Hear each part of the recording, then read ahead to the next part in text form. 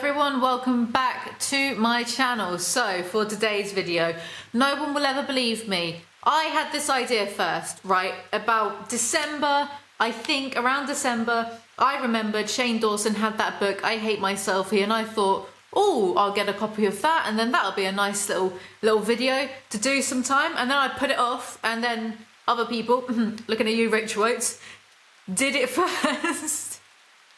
I'm just so lazy. I'm always the one to come up with these fantastic ideas. I store them in my head and somehow other people just steal my thoughts all of the time. I'm kidding. So we're not going to go through that. I've already gone through that. I'm splitting this, by the way, right? My hands, I dyed my hair. I do wash. They just look a bit, anyway. So I decided to split this book into 2 videos. Let's see if I can be bothered to do the second video. There's 18 mini essays in this book. In the interest of being authentic, I have not watched anyone else's review about this book, including Rachel's. Until this goes out, then I will watch her videos, maybe watch someone else's, just to see how many points we both picked up on. So here's what we're gonna do. We're gonna go through the first 9 mini essays. I'm gonna tell you bits that I thought noteworthy enough to write down. That's how this video's going. Why am I explaining it? I guess to save my back and preempt by saying if some people had more insightful observations about this book, that's just because I'm an idiot. So the beginning, the intro. Some of you might know me from my videos on the internet. Some of you might know me from the movie I directed entitled Not Cool. Dude, that is exactly the same group of people. I do hate the way I portray myself online. Online, I'm this loud, outrageous, confident guy who acts like nothing bothers him and he has the whole world at his fingertips. I should not be this excitable. It's like 1 a.m. In reality, I'm a shy, quiet guy who would rather spend his nights lying in bed watching Netflix than being a valuable member of society. Why am I acting like this? I should be taking this seriously and not being a bitch. But that read like r/nice guy. Also, it felt like foreshadowing for Shane the Empath. No, bit of background information about this book actually. This book came out in 2015. It was a New York Times and Wall Street Journal bestseller according to Simon & Schuster. 2015, I want you to remember that. In this book, you'll get to see the real me. Not the me that you see on YouTube. You'll get to know what's really in my head, and I'm warning you, it's not pretty. It's a land of self-hatred, sadness, and lots of repressed anger toward every person who's ever hurt me. I should be an actor. Also, I feel like I've read this somewhere before. I urge you to sit back, enjoy, and know that in the end, things have gotten better for me. Feel free to laugh at my misfortune and get that feeling of, wow, my life is so better than that guy's. Shane, you're doing God's work with this actually, thank you. I need this week. Thank you. So the first essay is about Shane getting a haircut and having hair straighteners used on him for the first time. We get delightful lines such as, it's the same feeling a wicker chair gets when a circa 2006 Kelly Clarkson takes a seat. Tense. But sometimes you have to bite the bullet and let Kelly Clarkson sit on your face. According to Google, this book only came out in 2015. We'll touch on that point in a bit. I'm gonna actually be fair with this review / dissection. I'm gonna be fair for once. I'm gonna be nice. I took a deep breath, took a bite of a protein cookie, which, let's face it, was just a cookie. I think that line's funny. I found that funny when I read it. That only might be because I am a massive idiot. She had hoop earrings so big, I could have hanged myself with them. Put a pin in that for now. The hairdresser cuts off too much of his hair. So he says internally, not to anyone's face, because let's face it, he's too much of a wet lettuce to do anything like that. Am I okay with that? Are you fucking kidding me, you barely GED achieving tacky dress snaggletooth cunt? Tell her how you really feel, Shane. Jesus Christ, calm down. You need to watch out. The mask is slipping a bit when you do that kind of stuff. I like how in these essays, Shane involves snippets of conversation, and he always has these snappy comebacks that are never reacted to, never overlooked, and that's because they never happened in real life. The hairdresser was called Destiny. Destiny, you know, there is a way to make it look longer. Me, nah, I've gotten that email before. Trust me, it's a scam. I too love rewriting history, Shane. I like making myself seem funnier too. Anyway, the hairdresser uses straighteners on Shane, and then he goes to say, and this is where this video will probably get demonetized, so Skillshare, free trial, snap it up. I hate myself, I'm sorry. I wasn't the prettiest girl at the prom, but I definitely was good enough to get date raped.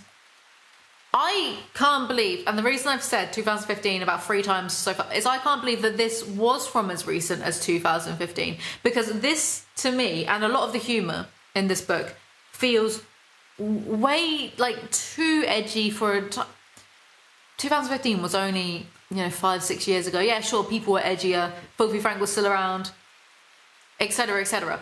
But this, I just feel like Shane Dawson was already trying to be the empath by 2015. I might be wrong. It might be more like 2000. I'm not sure. I don't know what I'm talking about as usual. But I feel like I don't feel like this is from 2015. I would have expected more like 2010.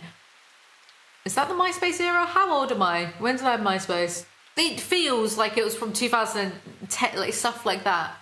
Saying date raped in a joking manner. I just don't feel like it's... I know that people are much more socially aware now, but 2015 just seems a little bit too recent. Anyway, that was literally all I got for the first essay.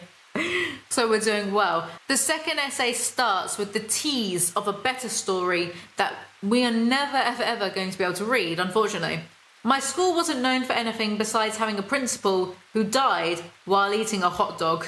I wish I was reading that book instead. That sounds hella more interesting than this drivel. The second essay is about Shane in high school going to an audition for the spring musical or a porno. It's hard to tell because of the amount of sex and dick-sucking references that are in this essay.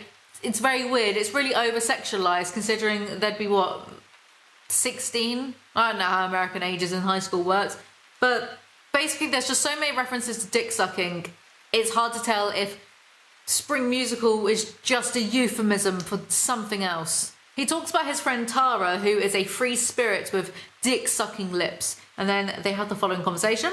Tara: that's Lacey Barnes, good at high notes, bad at sucking dick. Me: how do you know that? Tara: I fucked her boyfriend a few times. Me: right. Tara: that's Jay Hernandez. Bad at high notes, but really good at sucking dick. He always gets the lead. Me: are you saying he sucks the teacher's dick? Tara: no. Fascinating. I don't know how Shane Dawson never became a sitcom writer with incredible credentials as this. And then, Patty Stevens is every musical casting director's wet dream. She has big doe eyes and a voice bigger than her ass, and her ass was pretty big. Thank you, Shane. Very cool. The student teacher role walked in, and Tara was right. He looked hungry for his high school glory days and even hungrier for cock. Shane's audience, at this point, maybe even still now, are young children, 12-year-olds, 13-year-olds, 14-year-olds, especially a few years ago. Now I think his audience is mainly, 15-year-old or 16-year-old girls. But, he had a young audience. On one hand, I'm not going to act like at 12 to 13 I didn't know words like these, because I did. At 12, 13, however old I was watching Russell Brand and Russell Brand's live shows. The difference there, though, is Russell Brand isn't for kids and he doesn't make content for kids. Shane Dawson does, and it would be kids that would be buying this book. Before each essay, he has fan art sent to him by fans of his. The first one, by this girl called Anna. She currently resides in Norwalk, Connecticut, and at just 15 years old, see, she would have found Shane a few years ago. Children.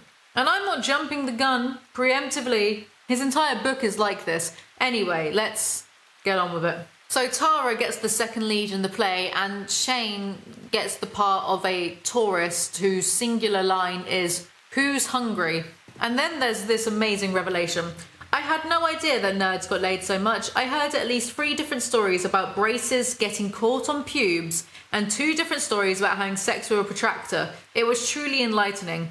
Firstly, I didn't need the mental imagery, and then the subsequent wincing of braces on. No. And secondly, I call absolute bullshit of people having sex with protractors. Those things are pointy. How even would you? This isn't. What's that for? Not American Psycho. This isn't American Psycho. The rat cage. Blech. This isn't American Pie. Yeah, at one time at Bandcamp, I shoved that like flute in my pussy or whatever she says. Also, remember what I just said about, these books, his audience are children? Maybe don't say stuff like having sex with a protractor. You don't want any inquisitive teenage... What a dummy. This next part is amazing. I went very Jeffrey there. It's the night of the play and Shane goes to find the lead, the talented girl called Patty, and then he finds her crying because she can't fit into a shirt that she has to wear for the play. Want me to ask wardrobe if they have a different shirt? She looked me in the eyes and saw someone who really got her. What I saw was just a person who needed help. Is this foreshadowing for Shane Dawson? Shane Dawson? What's a Shane Dawson? Shane Dawson, the empath. I think I tried to mishmash Shane Dawson and empath together. Dorf. That doesn't even make sense. Empath? Okay. I totally nailed my who's hungry line. Thank God that conflict has been resolved. I've been on the edge of my seat just hoping that he didn't screw up a singular line. The third essay is about Shane's love life. Hooray, can't wait. I would like to know, I didn't write this in my review, but there is the part where he doesn't insinuate, he outright says that he was sexually repressed at the age of 21, had lots of guilt because he was brought up in a religious household. I didn't mention it because I'm not going to open that can of worms, but I thought it's apt to mention now because it makes sense, but I'm not opening that can of worms. I'm not opening that Pandora's box. I am just so cultured. Considering I'm only 26, there's still plenty of time for me to explore my gay side. I can even picture myself at age 50, getting my balls stepped on by a guy wearing a leather mask and screaming expletives in my face. Imagine Ryland doing this, but Ryland has to be bougie about anything he does. So the leather mask he's wearing is like by Gucci or Yves Saint Laurent or whatever, and he's not so much screaming expletives but just repeatedly telling Shane that no matter how much Shane tries, he will never ever ever be as rich as Jake Paul. Ooh, such humiliation. So kinky. Anyway, so Shane tells us that he has a boner for Canada. He meets this Canadian girl. She gets kicked out of her apartment after a week of knowing him. He then says, do you want to come live with me? And then that night in bed, they start to cuddle. Oh, it's getting hot in here. Is it just me? I hate myself. There's this interesting tidbit, if interesting is the word we're going for. This was the first time I had ever cuddled with a girl, if you don't count my mum. My mum and I used to cuddle on the couch and watch shows about women getting brutally murdered, but that's another story. So Shane's first ever kiss at the age of 21 was in an acting scene with Lisa Schwartz for a YouTube short. They went on to date. All I remember is thinking about how much her lips felt like...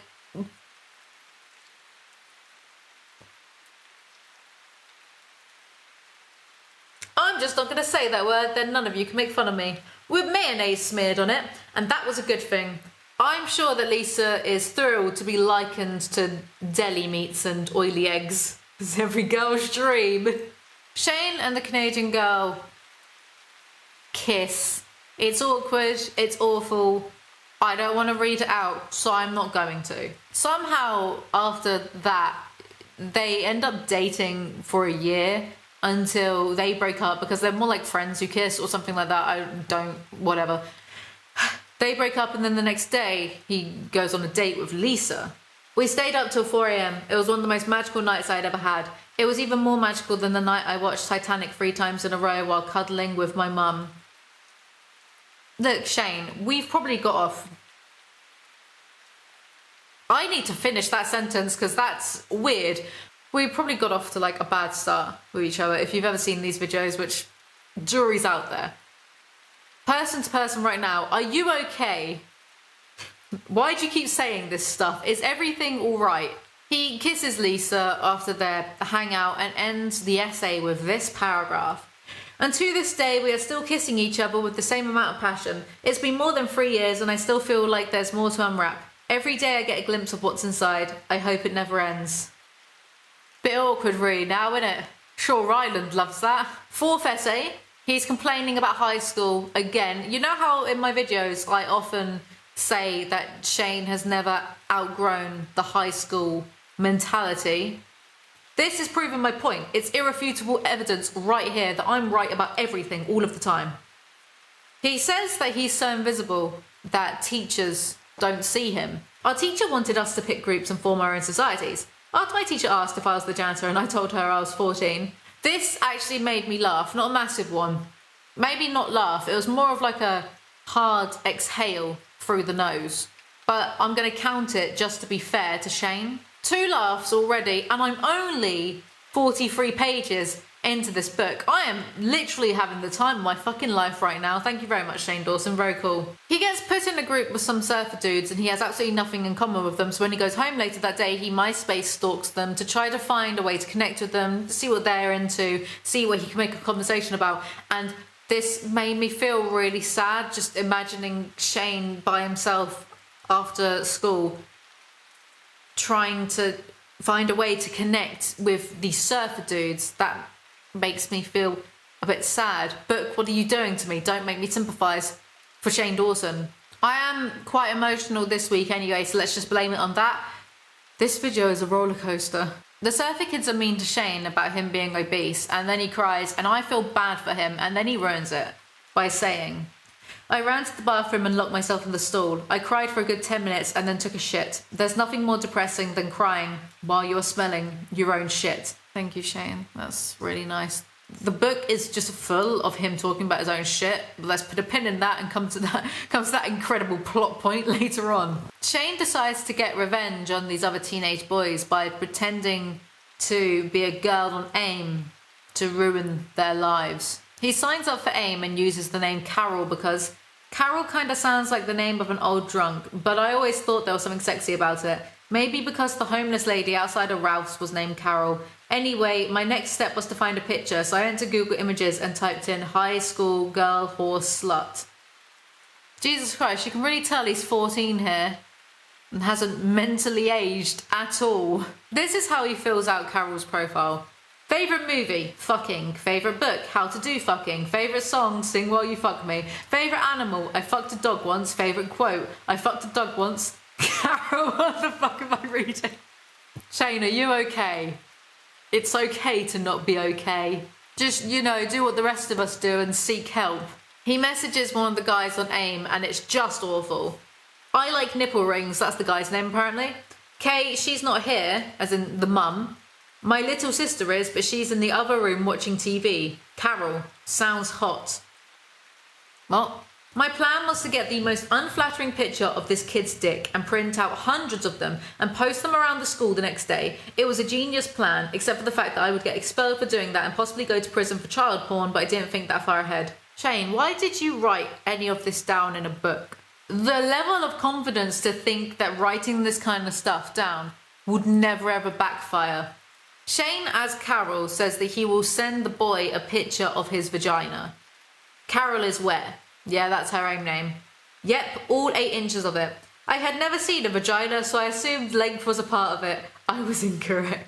Bless him. The boy ends up sending Shane a picture of his penis. It's important to note that they are the same age in this, but Shane is still catfishing this. He sends a picture of the penis, and Shane prints it out and keeps it in his bag to take to school to embarrass the boy if the boy is mean to him. Again, why did you write this down in a book? This is not a pro-gamer move, Shane. The boy seems miserable at school. Shane notices, and Shane the empath pops out again. He wasn't fine. He was miserable. like a puppy that had gotten its balls cut off. I didn't want to feel bad for him, but unfortunately, underneath all my big fat layers was an even bigger fat heart. Shane ends up flushing the picture down the toilet and deleting Carol. Essay 5 is called Between Hollywood and an Abortion Clinic. Shane is 18 and approached by a random woman saying, "You should be a star. You could be a star. Come to my audition." He trusts her because he's an idiot. As I entered the elevator that smelled like abortion, it feels a little bit too edgy for 2015, that's all I'm saying. He notices that everyone else in this audition, well, it's mainly children and they all look desperate, the parents are desperate, and Shane gets through the first round because he was just always meant for stardom. He was born to live this kind of life, I guess. I fixed my hair, checked my breath, picked my ass and smelled it. Stop it. Who is finding this funny? Enough. I've had enough, Shane. He meets some bloke behind this audition, some bloke pretending to be a Hollywood producer, who says that, if Shane gives him $3,000, he will teach him how to become a star. He will become a star. And Shane's mum maxes out credit cards to get this $3,000. Shane grew up in a household where they didn't have much money coming in. So doing something like this, this is sad now. It's not funny. It's just sad. It's sad how desperate some people can be for fame. It's harrowing, really. Shane realizes that it's a scam and then he gets mad and tries to get his money back. And the producer is called Alan. And the guy says Shane could be a star and he could win a Teen's Choice Award. Me. So you're telling me that some of the kids out there are hopeless? Alan, I'm telling you, some of those kids out there smell like abuse and it turns me on. He let out a small laugh. I didn't. I got up. Why is Shane getting so puritanical? That is exactly his sense of humour down to a T. He should have been slapping his knee over that one. He should have written that one down for him to use later in his podcast.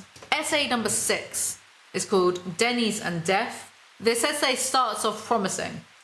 The smell of Denny's at 3 a.m. reminds me of 2 things. Number 1, the burning hot diarrhea rushing out my swollen hole. And number 2, the death of my grandmother. Well, I'm sure she's flattered to be memorialised in the same sentence as flaming hot diarrhea. They have an entire menu dedicated to baconising and cheesifying their food. That just sounds like anal leakage. Shane explains that his beloved grandmother is sick and in the hospital, and he gets a voicemail from his mother.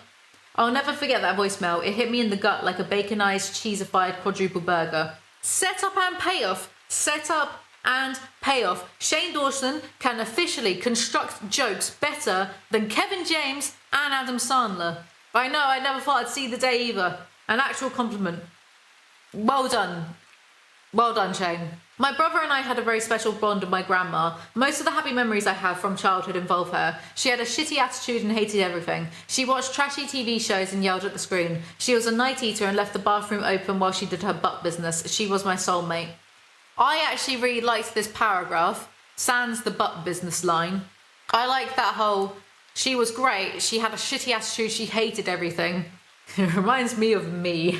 But then he goes and ruins it with the next part. One of my favourite memories was when my brother and I dressed her up as 50 Cent and had her repeat his incredibly racist and demeaning lyrics on camera. I always thought I'd want to show that video at her funeral, but she had a black friend, so when the day finally came around, I decided it would have been all kinds of awkward.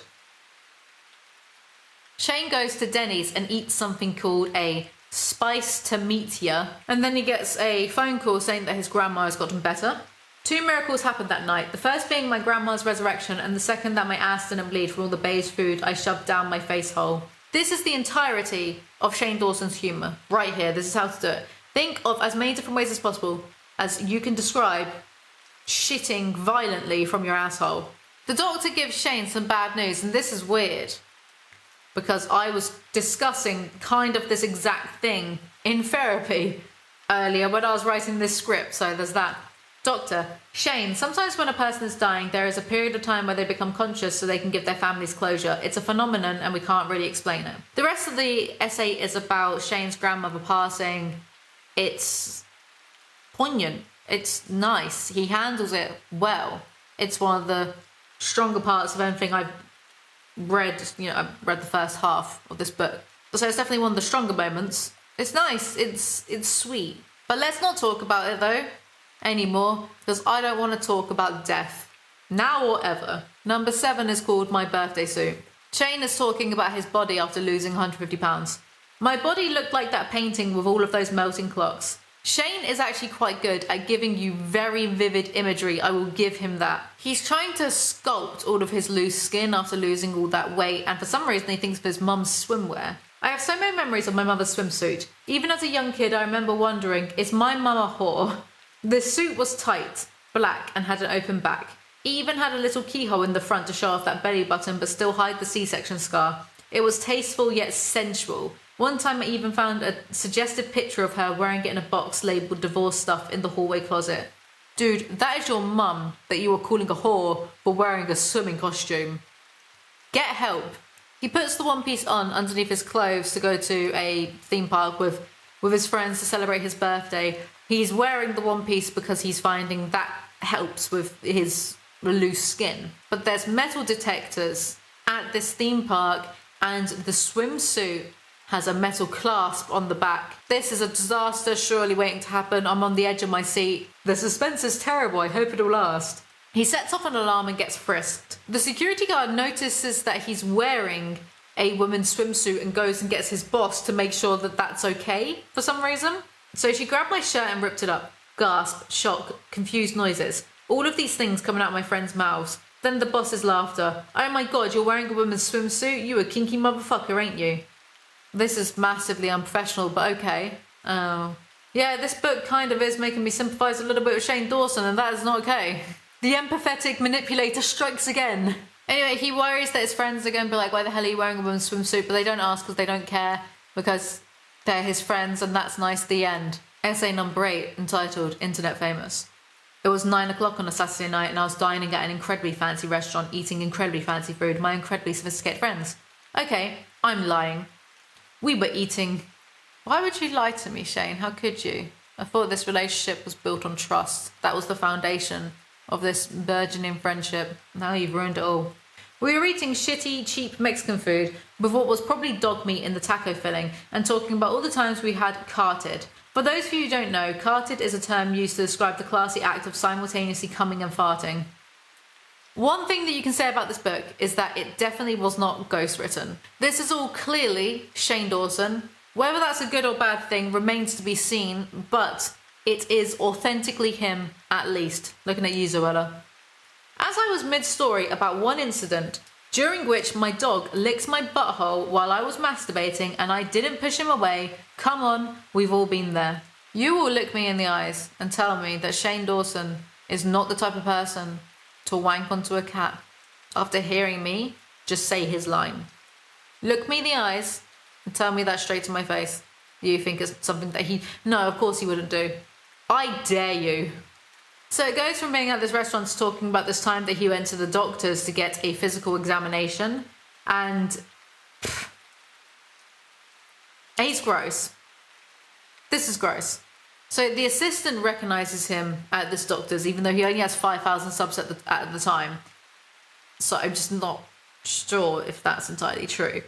The closest thing I've ever had to a physical was my mum cleaning out my dick cheese when I was 12. Sometimes I do get moments where I feel like, am I being unfair to Shane Dawson by making fun of him, making fun of the stuff he's produced, the stuff that he's made, the stuff he's poured his heart and soul into? Maybe. Am I being unfair? And then these moments of self-reflection are just completely blitzed by Shane being disgusting. There was no need to say dick cheese now or ever.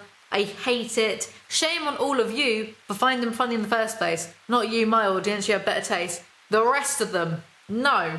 Assistant. Yeah, I told the whole office you were here. They're all so excited. We love when you put on that wig and act all ghetto. So anyway, the whole doctor's office know who he is, even though he has like 500 subs, but okay. And the doctor wants him to do shenane whilst cupping his balls. Just doesn't seem professional. Shane talks about going to VidCon, about the time he went and he tweeted that he was going, and then he got a call from VidCon to say that there's now a riot at the front door because of his tweets, so they have to give him some security guards to get in safely.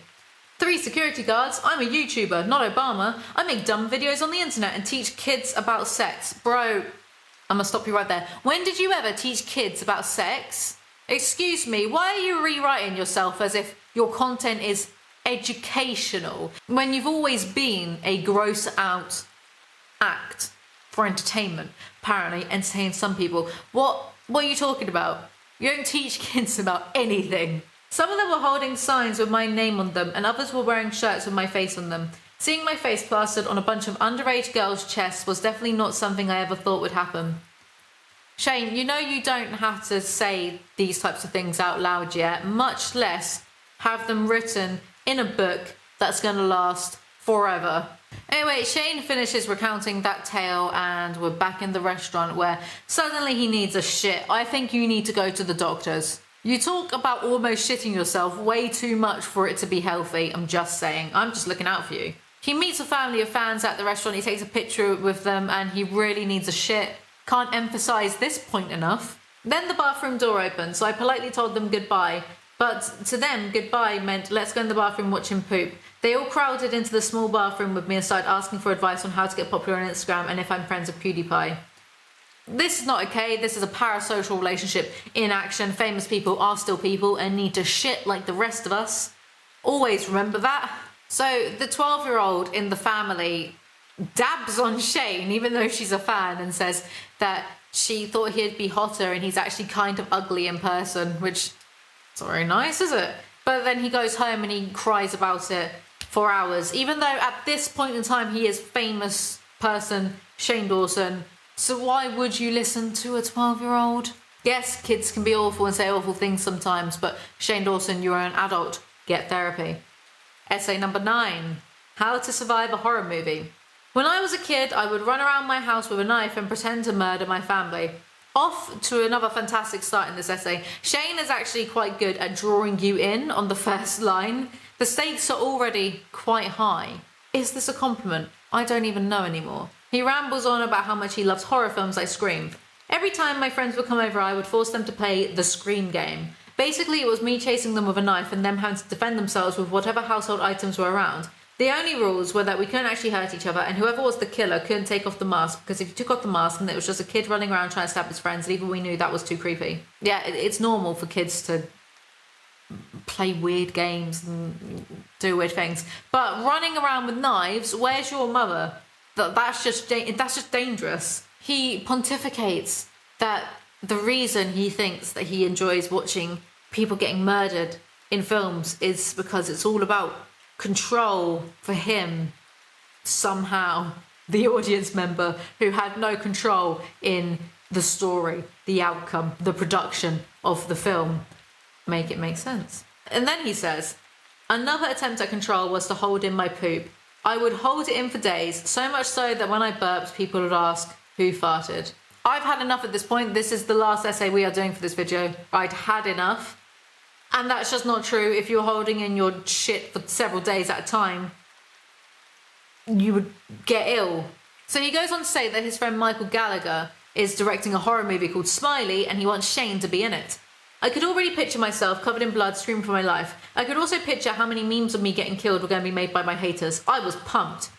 Shane and Anision are basically the same person, and no one is ever going to be able to convince me otherwise. Having to act in love with someone you just met is incredibly awkward, especially when you just scarfed down a triple layer burrito in the back seat of your car 15 minutes earlier and your breath smells like bean farts.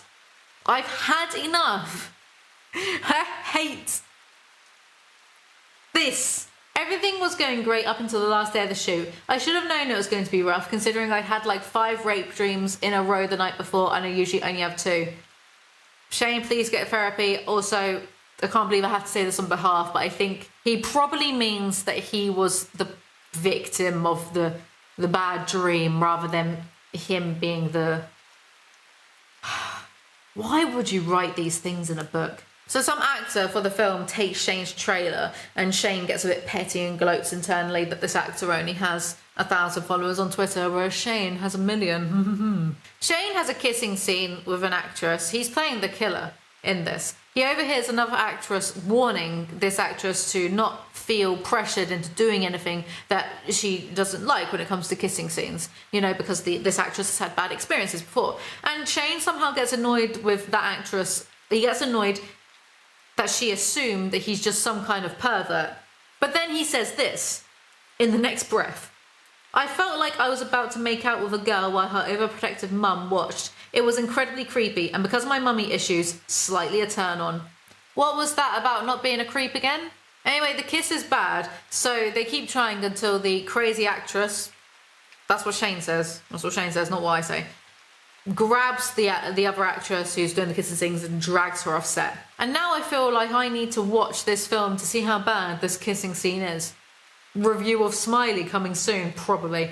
He sees the actress a few weeks later and they discuss the scene. She said she was just nervous as it was her first time kissing on camera. She also said it didn't help that the crazy actress girl was trying to act like a big sister and keep her safe from all the big mean rapist actors on set. I'm not sure what gave that girl the impression that I was a rapey perv, but honestly I'm just happy she didn't assume I was gay like every other stranger I met daily. God forbid a woman looks out for another woman. Hello everyone, welcome back to my channel. Welcome to today's video. In today's video, we are going to finish off Shane Dawson's absolute masterpiece of a book called I Hate My Selfie. What more can I say, really? That's what we're going to do. Can't wait, really looking forward to this. Grab yourself some chocolate. I have so much chocolate around me at the moment because my mum and sister sent me a bunch of chocolate. Lovely of them. Normo, this, if you're a vegan, right, or just dairy-free, lactose intolerant, what the fuck ever. If you're missing like the galaxy type, like melty, creamy. Let's get on with the pain. Essay number 10, the mean girl got fat. Bet Shane's rejoicing at that, isn't he? So Shane is working at a weight loss centre as a salesperson at this point in his life. And there's some unrealistic dialogue between him and a co-worker. New video, same Shane. Anyway, his first ever client is his old high school bully. Because of course, what a perfect tale of revenge porn in which Shane can be the empathetic hero that we need but do not deserve. Something, the Dark Knight. I didn't have back muscles. The bitch was referring to the rolls of fat that was squished underneath my shirt between my shoulder blades and ass. She was a soulless demon monster and now she was sitting before me, 300 pounds and potentially my first sale. So her name's Lacey, the high school bully, and she got pregnant. She's a single parent at 20. I wanted to cry, but I also wanted to punch her in the face for calling me six-pack back fat for 4 years. Six-pack back fat. Try saying that 10 times very fast. It's just a tongue twister. That's all I'm saying. I'm not being mean. Also, Shane Dawson loves women. Shane, in the end, signs her up to the program and then reveals that he was the person that she used to bully at school, and they hug it out. Oh, lovely. Ah, sweet. I was upset that she didn't remember how horribly she treated me, but I guess I never thought about her reasons for doing so. She must have been dealing with a lot of issues that made her take out her anger on me. It doesn't make it right, but it makes it slightly understandable. Isn't this story nice that Shane the empath can finally have some closure from, his horrible high school days, even though he brings up this kind of mentality all the time. But okay. There is also the possibility that none of this actually happened, but it's left up to our own artistic interpretation. Like at the end of 500 Days of Summer, the theory that Tom and Summer never have that final final conversation on the bench. There is a theory that it all just happened in Tom's head and it was his way of having closure on that relationship. This essay is exactly like 500 Days of Summer. The next essay is called My Girl Space Friends. Shane is telling us how he's always had female friends growing up. I'm not really sure what happened or why we drifted apart, but I do remember a bizarre incident during which I punched her in the vagina to see if it hurt as bad as getting punched in the balls. Charming. I can't see why he didn't end up getting a girlfriend until he was in his early 20s. I met my next girl space friend when I was 11 years old. I'm pretty sure she even let me finger her once. It wasn't sexual at all. It was more just to see what was in there. I'm cringing right now. Shane, why'd you do this to us? Like, why'd you have these thoughts and then put the thoughts on the paper and then get the paper published to torture? Am I existing just to suffer right now, Shane Dawson? I'm pretty sure she was schizophrenic, and I'm pretty sure I was a pathological liar. What do you mean was? I can't stand judgmental people. The second somebody lifts their eyebrow at a situation, I cut them out of my life. I have never believed a sentence less. Didn't you really badly judge the hairdresser in the first essay of this very book? Remember your own law, Shane. Remember your own canon. Anyway, so the rest of the essay is boring, so I'm just not going to tell you the rest because I'm going to spare you. The next one is called My Strange Addictions. And in this essay, Shane is telling us how he has an addiction to everything, especially food. Another one of my addictions was Friends. Yeah, I think Trisha Paytas begs to differ. No, not the television show about a fictional New York City that has no black people in it. Shane, I appreciate the sentiment, but you really aren't the one to champion this moral standpoint. Sorry, I had to take a quick chocolate break because my sugar levels need to be up for this video. Shane goes on to tell us, ironically, that after he lost, not him being ironic, I'm being ironic here, after he lost 150 pounds of body weight, he became addicted to the artificial sweetener, Splendor, and consumed up to 250 packets of it a day. Shane Dawson, how are you still alive? This is concerning. The overdose of Splendor mixed with my unhealthy diet of chicken and vegetables and nothing else brought me to the hospital 6 times in 1 year. He gets really dehydrated and he goes crazy at Disney World, so then he gets taken to the hospital because of this. Doctor, how much fake sugar are you eating? Me, 250 packets a day, usually a couple gallons of iced tea, sometimes a 12-pack of diet soda. Doctor, when you came in here today, you were so dehydrated you were inches away from slipping into a coma. Your brain was malfunctioning. If you've watched any of his recent series, he's always drinking diet root beer. This is concerning. Shane Dawson, get help or continue getting help for this. This is worrying. We don't see eye to eye on possibly anything, but please don't accidentally put yourself into a coma because of your artificial sweetener. Get help. Seek help, please. I implore you. Not that you'll ever watch this video.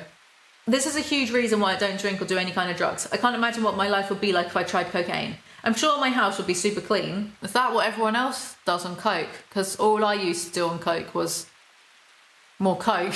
The next essay is called YouTube Got Me Fired. I've always been a hard-working guy. It's actually one of my downfalls. I love the humble bragging. Somebody please get this man a Netflix series. Won't someone please think of the Netflix viewers? Shane's trying to do some get-rich-quick schemes, and it's vaguely relatable actually because me and my friends used to do similar when we were kids.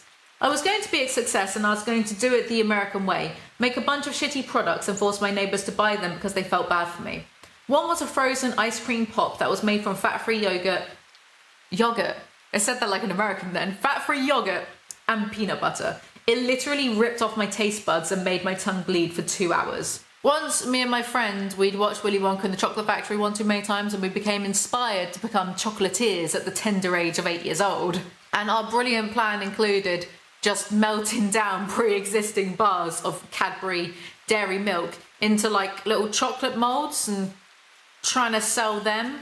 It didn't work, so we just ended up eating them ourselves, but they kind of tasted a little bit crappier because it's just melted down chocolate remolded, so it loses some of its... Yeah, so we just ate subpar versions of the original chocolate bars that we'd paid for and made no profit on. Anyway, Shane makes friendship bracelets and sells one to an old lady after being really sweet with her, and that's a nice story, but oh wait, he then fucking ruins it. This is Shane Dawson we're talking about, so here we go. Now, I'm not gonna lie, I was playing with her emotions. I knew that she was lonely. You are a little shit, Shane Dawson. I don't take back the stuff I said just now about please look after yourself, but you're a little shit nonetheless. Shane starts going on about his job as a professional weight loss salesperson, and it's quite funny because he says he was an 18-year-old boy who had no idea how to help people with their physiological problems and had no nutritional knowledge whatsoever.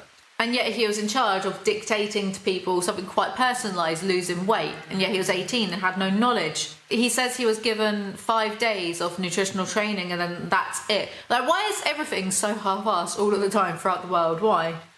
I was the gay-looking husband and they were my unattractive, annoying significant others. What was that about not being judgmental, an essay or so back?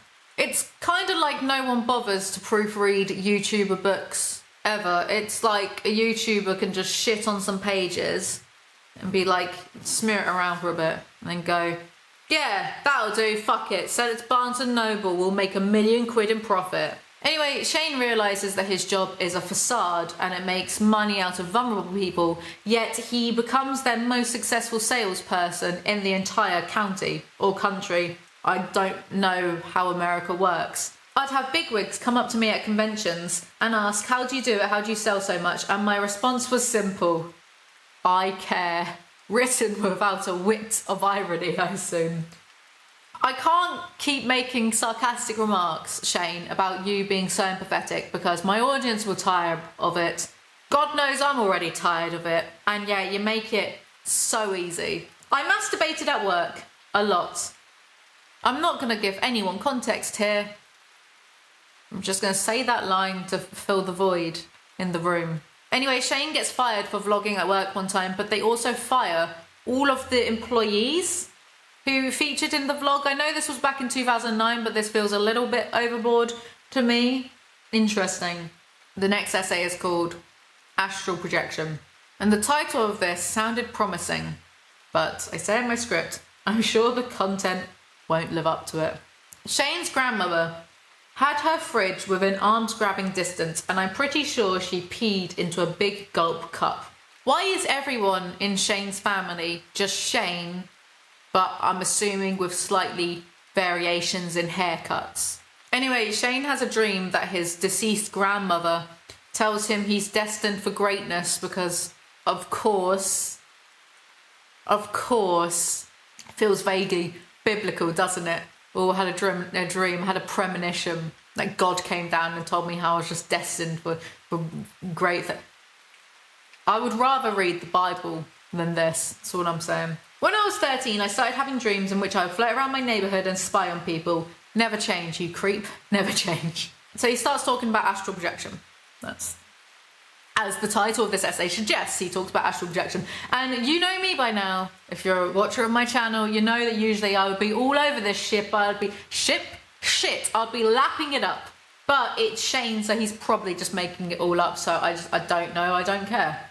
Actually, whole video can be condensed down to me just going. So he tries astral projecting, and then he sees some sort of like sleep paralysis demon, and he gets into an anime fight, like some Jujutsu Kaisen. Am I reading a Shane Dawson book, or am I reading one of Onision's failed books? I ran my spirit body into him and tackled him to the ground. It turned into a long, violent battle between me and this cold, dark mass. Then I suddenly woke up. And it was all a dream. So I feel like either the essays were getting shorter or my patience was just wearing really thin, because it feels like we're smashing through these, which is great for me. The next one is called Just a Pretty Face. Shane is complaining that his face was pretty when he was a teenager. I'm still shocked and slightly offended that I was never molested. I have had enough of this book. It's too edgy, 5me. So basically, Shane is his own mother or something. My mum and I would drive around the city for hours, blaring Paula Abdul, and talk about how much my father didn't understand us. We would get froyo with extra toppings because it was our cheat day and because we deserved it. I even remember going to a lingerie shop with her to find her something for her anniversary. She wanted something sassy yet functional and nothing that screamed, I'm willing to try anal. Shane, please stop talking about your own mum this way, please, I beg. If my mum had died, I think I would have been able to take her place pretty easily. I mean, having sex with my father would have been weird. Do you know what? I'll give him this. Sometimes, am I going to say that? I can't believe I'm going to say this. I'm going to lay my reputation on the line by saying this. There is a tendency on the internet to be a little bit too reactionary, a little bit too pearl clutchy about like certain things. Not serious things, but just like the dumb jokes like that. And I try not to indulge that because I go to comedy nights or comedy club, comedy like stand-up open mic nights. I go to them, or I used to before, you know, everything's shut down. And there are things that he says sometimes that really wouldn't be out of place. at a open mic, because open mics do tend to be on the edgier side, because, you know, shock is a part of humour. But then you remember that his audience is children, and children would have been buying this, and maybe it's just not that appropriate. I'm a grown-up adult, and if I go to a comedy night and hear about someone making jokes about having sex with their fathers to replace their dead mothers, yeah, I'd probably laugh. But is this appropriate for children? No. Anyway, I wonder if saying any of that will bite me in the ass one day and I get cancelled for it. Don't care, mate. It was a really hot day and my boy tits were dripping. He really paints a picture, doesn't he? If the paintbrush was being dipped in a jar of hot shit and being spread on parchment paper made of manure. I'm not going any further with this metaphor. A lady mistakes Shane and his own mother at the beach as a lesbian couple. I asked my older brother for advice, and this is where I kind of went off for a good 10 minutes, had to Google a bunch of stuff, because I said, wait, Shane has an older brother. Has this been mentioned anywhere ever? Why don't I know this? Or do I? I can't remember anymore. There's too much lore. His name isn't even Dawson, it's Shane Lee Yor. Where did Dawson come from? I have so many questions. Maybe I should make a docu-series about Shane and see if he will let me follow him around for a week. This is fascinating. All I can really say now about that, me last night writing this, is maybe your book isn't that good if it causes someone to get distracted and go on Google for 10 minutes. Shane has 2 brothers, it turns out. Yeah. So anyway, the climax of this essay, the culmination, is a cashier finally calls him sir, and then he cries the end. My leg twin. Shane reveals to us that he's constantly fixating on other dudes' bodies and wondering what they would look like naked, because he's constantly, it's not like a perversion thing or like a sexual thing, it's him comparing his own body to others. One day a few years back, I was lying in bed contemplating whether or not I should brush my teeth, but instead watched 12 hours of children's television. I have a sick obsession with children's television. Tell that to the judge. So he notices that a guest star on the Disney Channel has the same legs as him. It's like when Joey from Friends meets his tan twin in Vegas, the roulette or the blackjack. It's like that, except even stupider. So after seeing his leg twin on the Disney Channel, Shane looks up this guy's IMDb, finds his Twitter, follows him on Twitter, and then tweets at him in the hopes that he will get a follow back. The guy actually does follow him back and wants to hang out with him. Shane is 23. I don't know how old this person is. I got there a little early because I wanted to see him walk in. I wanted to see those legs in motion. You're a strange little man. I hopped out of my car and I walked up to him. I was hoping that maybe he would look at my legs and notice that we were leg twins, so I even tried to mimic his walk so he would get some kind of leg deja vu. How is this a real book? That is kind of funny though, like it's weird enough that it is funny. This leg twin turns out to be a fan of Shane's, that's why he wanted to, meet up with him. Not because he thought they might have the same legs, but because he's a follower, he's a fan. What a perfect storm of absolute nonsense. I could see his lopsided nipples poking through his exercise shirt, and all I could think was, I wonder if they have black spots around the areolas too. I started undressing him in my head, and I'm going to be honest, it got super creepy. Reading that, the only thought that popped into my head was, Shane, how old is this person? Why are you like this? Next time you write things like this, maybe specify that, hey, they were 25, so still creepy, but it's not illegal. Shane's bubble is popped when the leg twin orders a chicken breast cooked in no oil and with no extra ranch for dipping and no diet sodas. Turns out the leg twin is actually a dude bro twin, and he goes to the gym every day. He lifts his arm and Shane sees the shirt right up, so I'm thinking, how is he wearing a crop top? Because he gets to see that this guy has a six-pack. And it seems that Shane Dawson has made a severe and continuous lapse in judgment. This man doesn't have chubby legs. He has thick, with 2 C's, muscular legs. Oh, the humanity! We got so close to not having any more horrible references to shitting, and yet I'm sure he had just taken a huge healthy bowel movement, and here I was with IBS and a stomach full of ranch dressing that was sure to come out of my ass like I got bukkakied at a gangbang. I am so disappointed in that sentence. I'm laughing, but it's to stop myself from crying. I will continue to lie on my bed retweeting food porn and watching television shows I'm criminally too old for. Yeah, tell that one to the judge too, Shane. The next essay is called Shock Tuber. My Twitter wasn't blowing up because of a former child star's death or even because of another hurricane with a waitress's name. It was blowing up because I was supposedly a racist. Oh boy, here we go. But when people say I'm a racist, it really gets under my skin. My superior, perfect white skin. This is clearly, obviously a joke.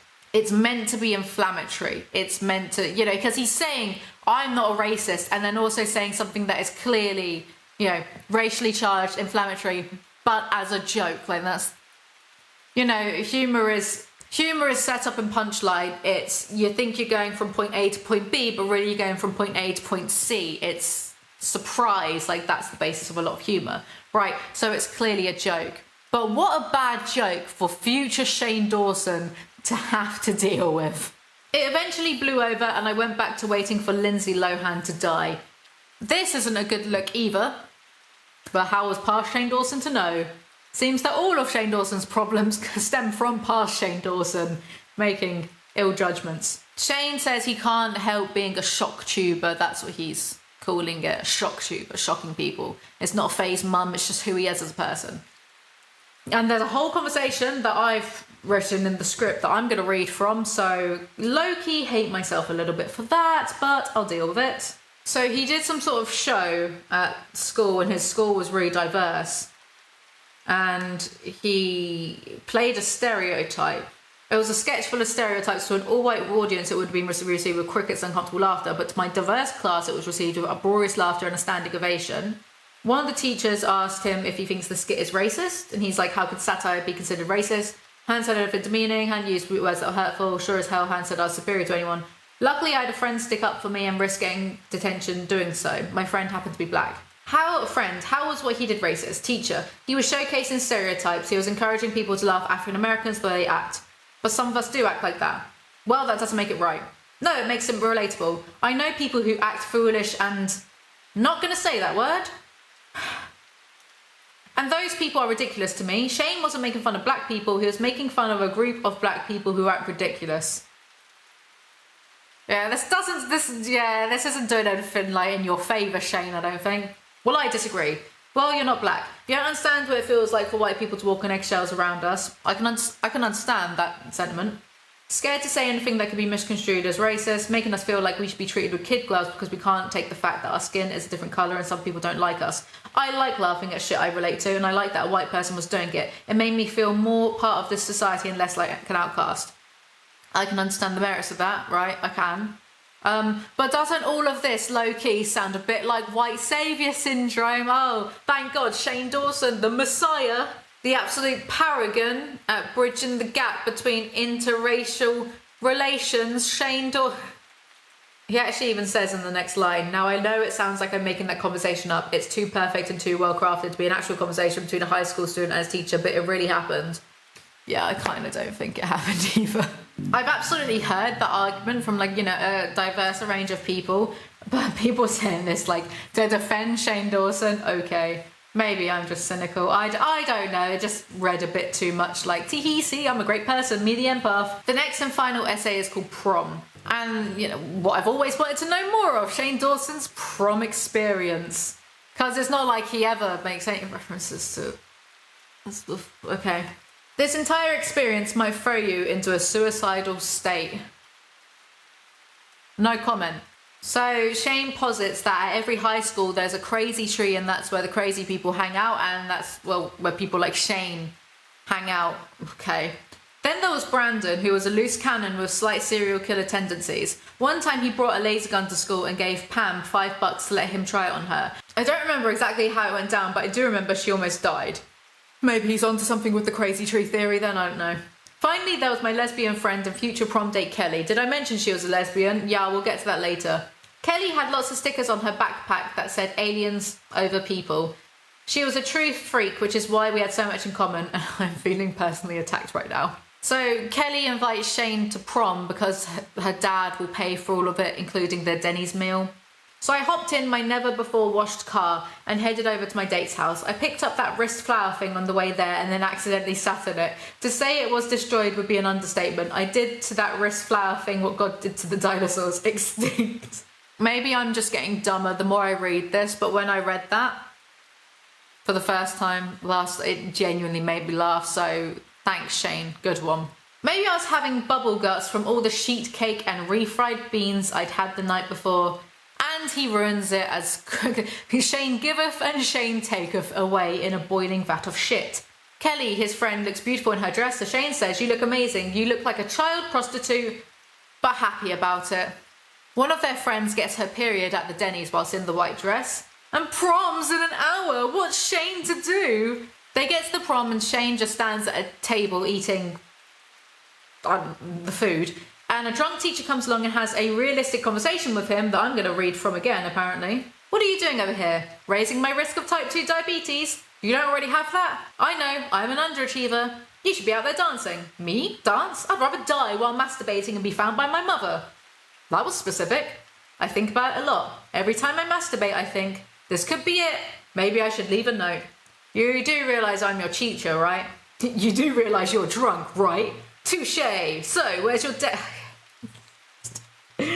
She ditched me to hang out with her lesbian friends. Wow, that's almost so sad it's hilarious. Yeah, I'm hysterically laughing on the inside. I have to keep shoving nutter butters in my mouth to keep the laughter from coming out. You know, high school doesn't mean shit. Excuse me? Everyone thinks it's so important. Being popular, going on dates, getting voted prom king, none of it matters. After high school, nobody gives a shit. You go to college as a total loser, nobody, no matter how cool you were in high school. Then after you graduate college, you're totally fucked. You make a lot of sense when you're drunk. Hey, 10 years from now, you're going to be cooler than any of these kids. Mark my words, you got something special. Thanks. Are you trying to have sex with me? No, not yet. Maybe in 10 years when you aren't a total loser. Understandable. Hey, you want to dance? Because of course, the teacher thinks that Shane is so special, like his deceased grandmother came to him in a dream. Like just this is God speaking through these characters to tell Shane that he's so special and he's going to touch so many lives before it all goes tits up a few years after. Shane is like a Mary Sue in his own story. Or would it be a Gary Stu? He's a Gary Stu in his own stories. But that's it. We did it. And there's some acknowledgements. I want to thank my audience who supported me since my first video to my Shane Dawson TV YouTube channel in 2008. Who's going to go back in time and tell him? But we did it! Together, you and I, we got through that. That was nice. It was nice until someone, either in my comment section or maybe even Rachel, said to me that he has another book. He has a second book. So, hi guys and welcome back to my channel. So for today's video, I thought I would finally, seeing as I am an actual booktuber now, finally get round to looking at Shane Dawson's second book called It Gets Worse. But does it actually get worse? That's what we'll be finding out today. So going into this, I didn't exactly have the highest of hopes. Why is it so hot in here? Also, I can't tell right now, but if I look a little bit pink, I'm not wearing foundation because I had a treatment to my face today and it might have made me go a little bit red. Lasers. It's not nice. Anyway, yeah, didn't have the highest of hopes for this book. So this is going to be probably a two-parter because I just don't have it in me today to sit for an hour and a half talking about Shane Dawson's book. So we're going to go through the first few essays together. Hi, my name is Shane Dawson and I'm here to tell you that it gets worse. It really does. The problems you have as a kid will seem ridiculous when you get older because bigger and worse problems will come along. But you will learn to deal with them easier as you grow up. Or, like me, you'll just stop giving a shit. So yes, it gets worse, but do you know what gets better? Your tolerance for bullshit. Pretty strong start, not gonna lie, some decent-ish advice here. I hope it doesn't continue. I really don't care. What's the point of getting mad about things when we're all just getting closer to death each day? Or if you're like me, maybe you're already dead. I don't need an existential crisis this early on in the day, thank you, Shane Dawson. In this book, you will get to know even more about me than you did in my last book, I Hate My Selfie, mainly because I've learned so much more about myself since writing it. Fuck yes, my dude. I cannot wait for more chapters about shit volcanoes or shitting yourself in some Taco Bell bathroom. Well, I don't know, something to do with shitting himself. So sit back, grab a diet soda. Hey, we're all going to die anyways, right? Stop. I don't need to hear this today. So the first essay is called 2 a.m. Shane also includes in this book fan art, as in fan art, and also fan artwork. Work. And credits the artist with their bios and relevant links, so you have to give him some credit for that, begrudgingly. Shane starts off explaining how he always felt different from the other boys in his family because Shane likes Queen Latifah or something. Jared, Shane, can I ask you something? That's his older brother. Me, is this about the pee in your closet? Because I don't know who did that. Great. Quippy, Shane is back. You are not Peter Parker. You are not Tom Holland Spider-Man, so please stop it. Like that had to emphasise Tom Holland Spider-Man, not Bully Maguire. I might have to rewatch Spider-Man 3 and do like a video review or something, because that was just a fever dream, wasn't it? I peed in my family members' closets in the middle of the night till I was 13. It's actually kind of disturbing and I should probably look into that. I'm sure I'm a sociopath. Or do a docu-series on it. It'll be your comeback masterpiece. All will be forgiven. Fuck it. His brother asks him if he's gay and then a pizza is delivered. The plot really is something, and there's just so many twists and turns. You're just left in suspense all the time. Shane says that he saw a girl in kindergarten. So,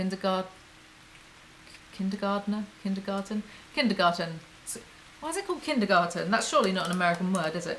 Let's look at the etymology of the word kindergarten. It's from of course it's from German.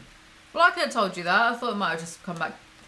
No, it's only from the mid-19th century. From German, literally means children's garden. Because obviously Kinder, like Kinder Buenos. Genius. So why do Americans call it kindergarten? Something in that, isn't there? You know how like some boomer Americans like to say, look, if it wasn't for us, your asses would all be speaking German right now. Like in World War II, I mean, with the Americans, you know. Well, you guys kind of already are a little bit. Anyway, and thought that this girl was the most beautiful girl ever, and then some boy calls him a fat ass, so then Shane transfers those feelings onto the boy instead, and at this point he and I both noted that Shane has a few issues for immediately fancying someone who was nasty to him that early on. Like he's a little kid. Not that it's okay to do it when you're 40, but just interesting, isn't it? Shane is 11 and his older brother is having a party at his, and then his creepy friend, the older brother's I think, whips out, wait for it, a porno. They watch it and Shane is confused and realises that he's turned on by everyone involved in the porno, guys and girls. I'm sure there's an audience out there for this book. I mean, this is a sequel. The first one was so good, he got a sequel. And I'm sure the audience enjoys it. Obviously not me, but I'm sure the audience does exist somewhere, so congrats, Shane, I guess. Shane is now 13 and talking about high school with his family. Uncle, they got showers there? If they do, I can teach you the family trick on how to make your penis look bigger. Me, I'm good. Already a few minutes in, got distracted, forgot my place. I am like low-key a little bit obsessed with watching Abe's Odyssey gameplays and mods. And these are videos that get like a few hundred views. If you make those videos where you custom design your own little mods, I'm probably contributing to those views. I just find something about Abe's Odyssey and Exodus is really satisfying to me. Should I do a stream playing that? Let me know in the comments below. Anyway, I believe I was saying, wow, this dynamic explains a lot, doesn't it, about his creepy uncle. Another family member asks if Shane is gay because Shane's family is very religious and they wouldn't be okay with it, which I think might explain a bit about his excessiveness, especially his tendency to make, you know, gross humour or lots of sex jokes. It's quite excessive, right? And could it be to do with his restrictive upbringing? Because he comes from a very restrictively religious family. Who knows? His brother Jared asks again if Shane is gay and says that Shane can always talk to him. He'll love him no matter what. Jared, God loves you so much. Anyone that tells you different is an asshole. I can get behind this kind of religious attitude as long as no one's eternally damned for failing to believe in the correct Skylord, then, you know. Shane says that after he and Lisa broke up, because he mentioned Lisa quite a lot in the first book, they still remain friends and she was supportive of him no matter what. I wonder if that still stands now. Well, actually, it's none of my business. He speaks to his brother who encourages him to embrace his sexuality. As an opening chapter, this was fine. No gratuitous bodily functions mentioned yet. Or not that much, I don't know. I will rate this chapter a perfectly average and acceptable 5 out of 10. So I've noticed, Dave Portnoy, looking at you, people don't know how to do like a rating system properly. If something's average, it's a 5 out of 10. It's not like, oh, 7, it was average. Like 7 means good. 9 is excellent, 10 is perfect. Like 0 is dog shit. 5, average. Essay 2 is called Best Buddies. He's talking about high school. Again, change the channel, Shane. I know he has to cater towards a fan base that are still in high school, but I think it'll be... I'll rate this. He does actually write more about being older. I said at the time, I think it'd be more interesting to hear about him navigating his fame, seeing as he's such an, in his recountings, weird and awkward person. He does do that a bit later on. I don't know if he's aging as the essays go by, because yeah, for this first lot, it seems like he is aging. And what did I just say about no heinous imagery? Because forget that. Those people must have blocked out middle school, which marks the formative stage between childhood and adolescence, where you don't quite have acne, but you definitely have prepubescent VO that smells like somebody threw up a Big Mac on a pile of pig shit. And I misread, he's actually talking about middle school. So now he's regressing in all his school memories. Great, thanks. Anyway, his parents are divorced and someone perioded on his backpack one time. I don't believe you about the period stuff. Your parents did get divorced, but yes, I'm going to believe that someone took your backpack to put period blood and pee on it. The next morning I woke up extra early so I could pick out something to wear that didn't make me look like a total idiot. Found it. My SeaWorld shirt that had 3 dolphins swimming in a circle with the words poetry in motion on it, in cursive. Nailed it. This at the time did make me laugh because I could imagine it. It was quite vivid imagery, so well done, Shane. And also, I am a dipshit with a terrible sense of humour. He calls himself a sad, fat teenager with a micro dick. I'd have hoped in the time between writing the first one and coming out with the second one, you'd have learned to work on your self-esteem a little bit, but here we are. Douche. Nice shirt, dumbass. Okay, he didn't like it, but maybe somebody else. Hot girl. Poetry in motion. Here's a poem for you. Roses are red, violets are blue. I'd rather choke on a coat hanger and die than fuck you. I don't buy that second part. These are 12-year-olds, not edgy SNL hosts. I heard a voice from behind me. It was a teacher and her name tag read Mrs. Rose. She was an older woman wearing a hideous cat sweater and an even more hideous wig. She looked like a crazy person you'd see on a sitcom. You know the lady who lives next door with 80 cats who plays marching band music out of her xylophone? What has this lady ever done to you? Actually, she's nice to him as well. I've read this. Spoilers. She's nice to him. What did she do to deserve this horrible description? Miss Rose. What's your name? Me, Shane. Miss Rose. That's the name of my ex-husband. Me. Oh cool, what was he like? Miss Rose. Mrs. He was a hero. He was eaten by rats while hiding from the enemy in a hole for 2 months. Me. Wow, was he in the army? Mrs. Rose. Nope. What am I reading? What is the point of having these autobiographical essays if you just make up every conversation that happens for comedic effect? Comedic effect. Mrs. Rose takes Shane to a classroom full of other kids. The kids shouted my name in what I can only describe as a clusterfuck of noise and screams. I turned around and saw the sign next to the door and it all made sense. This was a special ed class. She thought I belonged here. I looked down at my suicide scribble with some ideas of how to fucking kill myself on the spot. I walked to the back table and what I saw surprised me. There was a girl with long brown hair and beautiful blue eyes sitting reading a book. It was a high school book, not a Dr. Seuss book with lots of pictures. My heart stopped and she put down the book and looked up at me. I was waiting in anticipation to see what was going to come out of her mouth. Were her words going to be slurred? At this point I didn't care. She was so hot I would have let her bite me in the face and punch me in the dick. Shane, why do you insist on hurting me like this? Why do you write this for people to read? Why would you do that? And there's a whole dialogue passage where Shane has a lot of questionable choices in language that pretty sure weren't okay back then. Definitely not okay now, so I'm going to skip past that bit and not say any of it. The girl is called Carrie. Carrie? C-A-R-Y. Carrie. Carrie is double R-I. Doesn't matter. She tells Shane how offensive he's being, and he means this next bit as a compliment. Me. I don't blame him. I'd punch you in the tits all day if I could. Why is this r/that happened the book? Carrie is in something called a Best Buddies program and Shane wants to join just so he can see Carrie get punched in the tit by her buddy so I could jerk off to it later.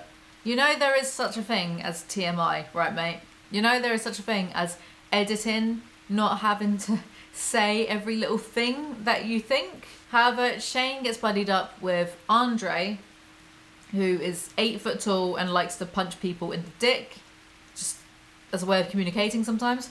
There's a whole bit here where Shane is afraid to shake the guy's hand because Shane is a wimp. Nothing happens, he doesn't break his hand, but he does, Andre, that is, grabs Shane's balls.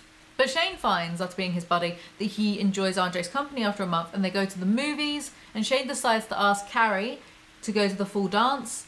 Oh my god, why is this a Lifetime movie? I'm British. Why do I know what a Lifetime movie is? Why do I know what that expression means?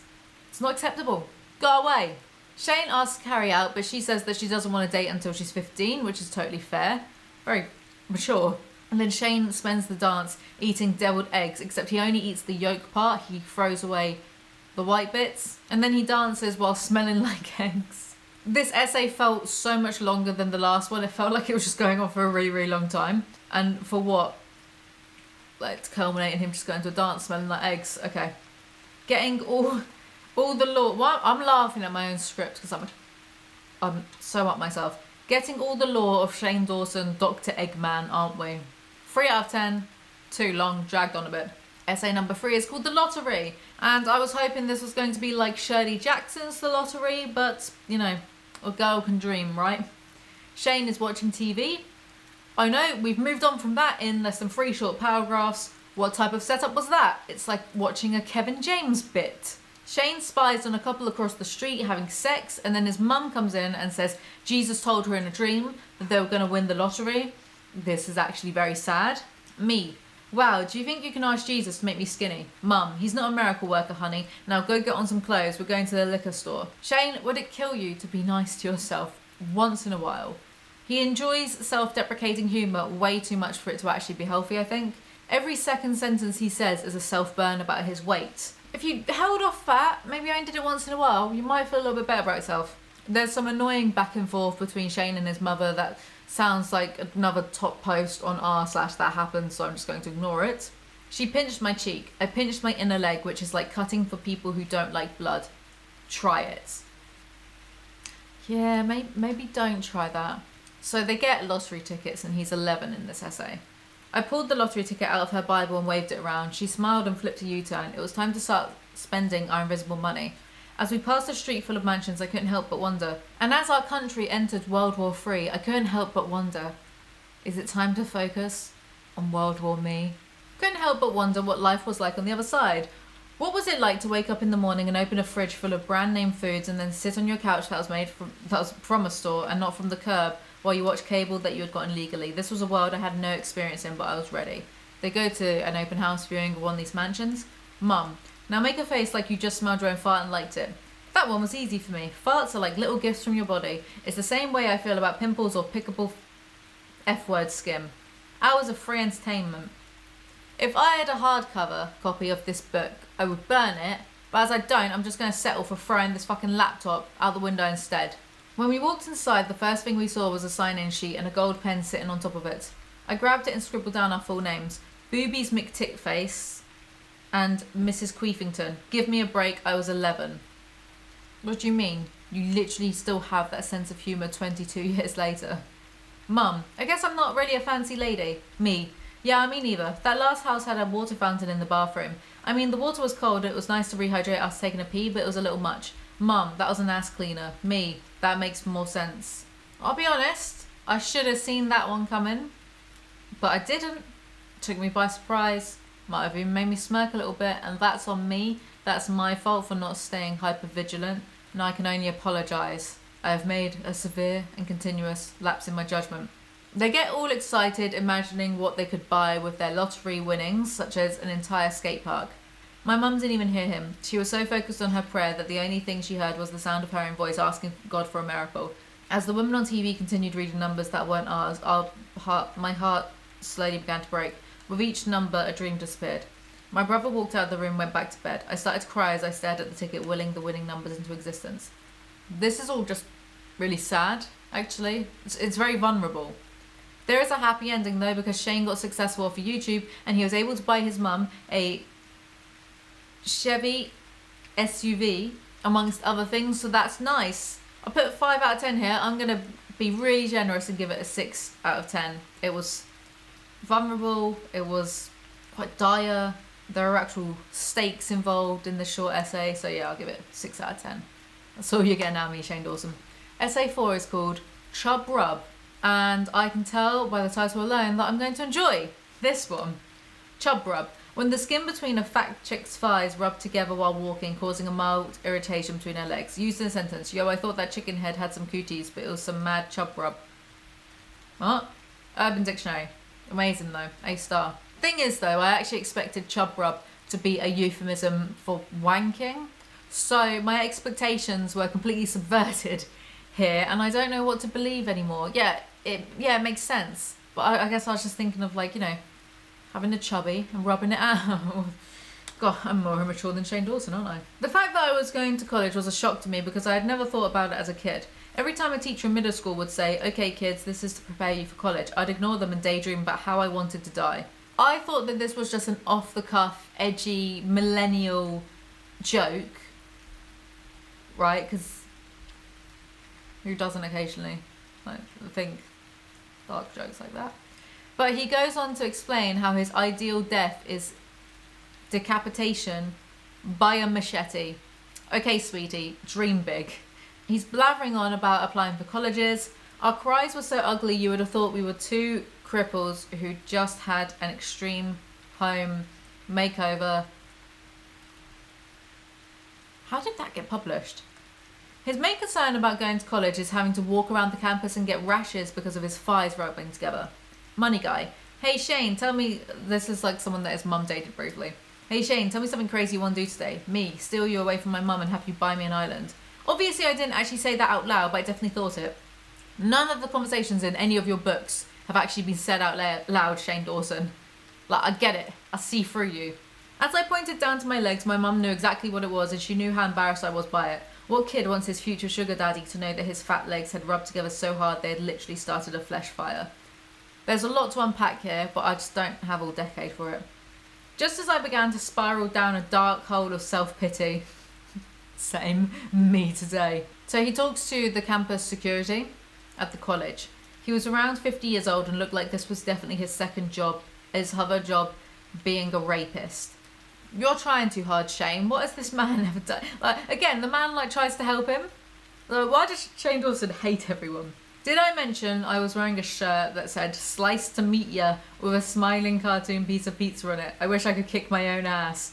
When I read this, I laughed and screenshotted it and sent it to a few people. And I wish I could kick my own ass too. I'm an idiot, I told you. So he describes his chub rub as 2 sticks rubbing together to starting a campfire, and my schmore was starting to smell like fish. Stop. Have a wash, maybe see a doctor if that continues, mate. He puts cold water on his rash, but it makes it worse. The stakes are always so high in these essays. I'm at the edge of my seat. Will he get through his leg rash? Won't he?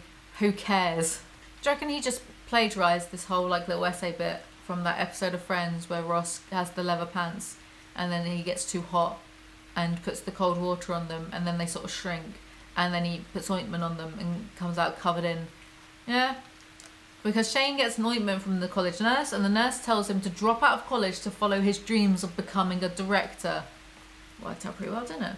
In this essay timeline, he's not even lasted a full day at college because he didn't fancy having to walk around the campus.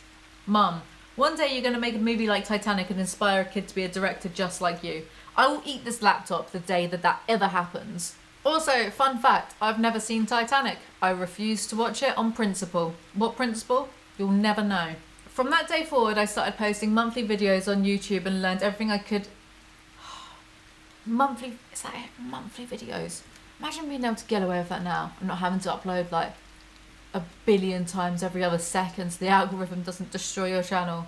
Monthly video, that'd be good, huh? Saying that, the Right Opinion posts once every like few months, but I'm not capable of doing what he does, so I can barely read. And learned everything I could ever have hoped to learn in college. I learned how to edit, produce, write scripts, act, and even build an audience. You learn how to act. Oh, Shane, baby, no. No, oh, no. that's the end of that essay.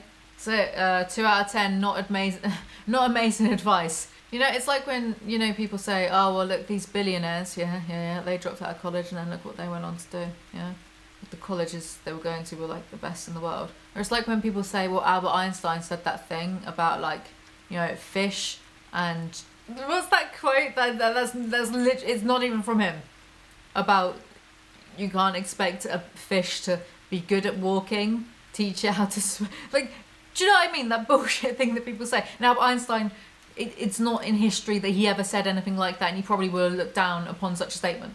Anyway, yeah, 2 out of 10. Whilst it may have worked out for you, it's probably best that people like do further education. I didn't go to university.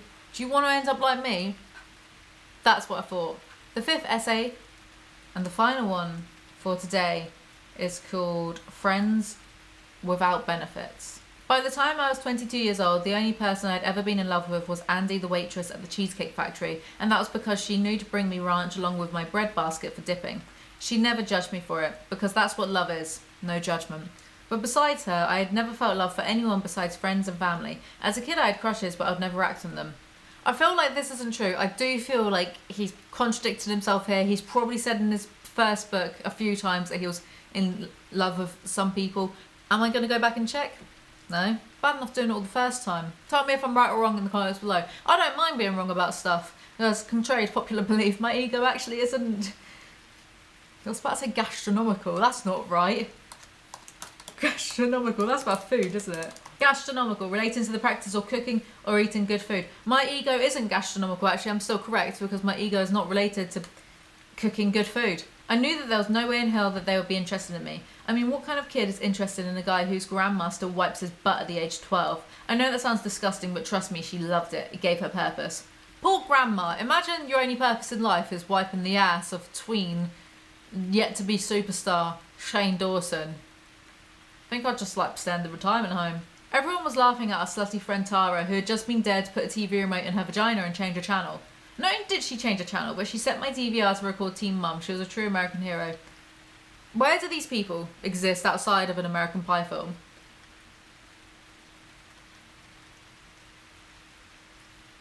Yes, I am imagining like trying to...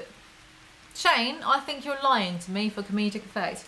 I don't think it's possible to shove a remote control in your vagina and then change the channel on the TV to a channel you'd actually want. I think if you shoved a remote control in your vagina, the TV would start acting like Twitch plays Pokemon. No.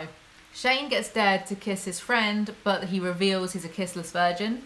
Later that night, it was just Tara and me lying on the floor of my room talking about the party. Everyone had already left and we were recapping. Tara, can you believe Alan picked up a quarter with his asshole? What kind of party are you guys having? What are you all doing for entertainment? Anyway, Tara and Shane, I did think they're clearly going to bang or do stuff or whatever. It's almost like this is a cell phone right here. I say, it's almost like I deduced that from the essay title. I'm literally a genius. The essay title is Friends Without Benefits, not Friends with Benefits. In my defence, probably not a genius. That's it. We both laughed and then it got silent. Tara lifted her head up from the floor and rolled over onto my chest. She looked at me with love in her eyes like she was about to tell me she had feelings for me. I remember clearly my heart started to race and my boobs started to sweat. I think Shane Dawson would make a killing writing erotica. Maybe that could be his comeback in all of the ways. Tara, because I love you, I want you to know that I would do anything for you. Me, like give me a kidney? Tara, I was thinking more like a blowjob. And my boobs were puddles. Seriously, this is some premium content. You should be, I mean, this is a book that I've paid money for. He could come back and do like, is there a written version of OnlyFans? He could do that. Nothing actually happens between them because Shane thinks it would be weird. Fair enough. Now he's 22, it's 5 years later. He's at a YouTuber party and notices a girl he's been cyberstalking. Me. Really? That's amazing. Most girls would have slapped me if I compared them to a farm animal. YouTube girl. Well, I grew up on a farm, so I consider it a compliment. Me. You did? That's awesome. I already knew. I'd seen all her videos and knew her entire backstory, number of siblings, name of parents, age of first period. I was a walking Wikipedia page for this girl. Shane, why are you the way that you are? Why do you choose to do the things that you choose? Because I don't like it.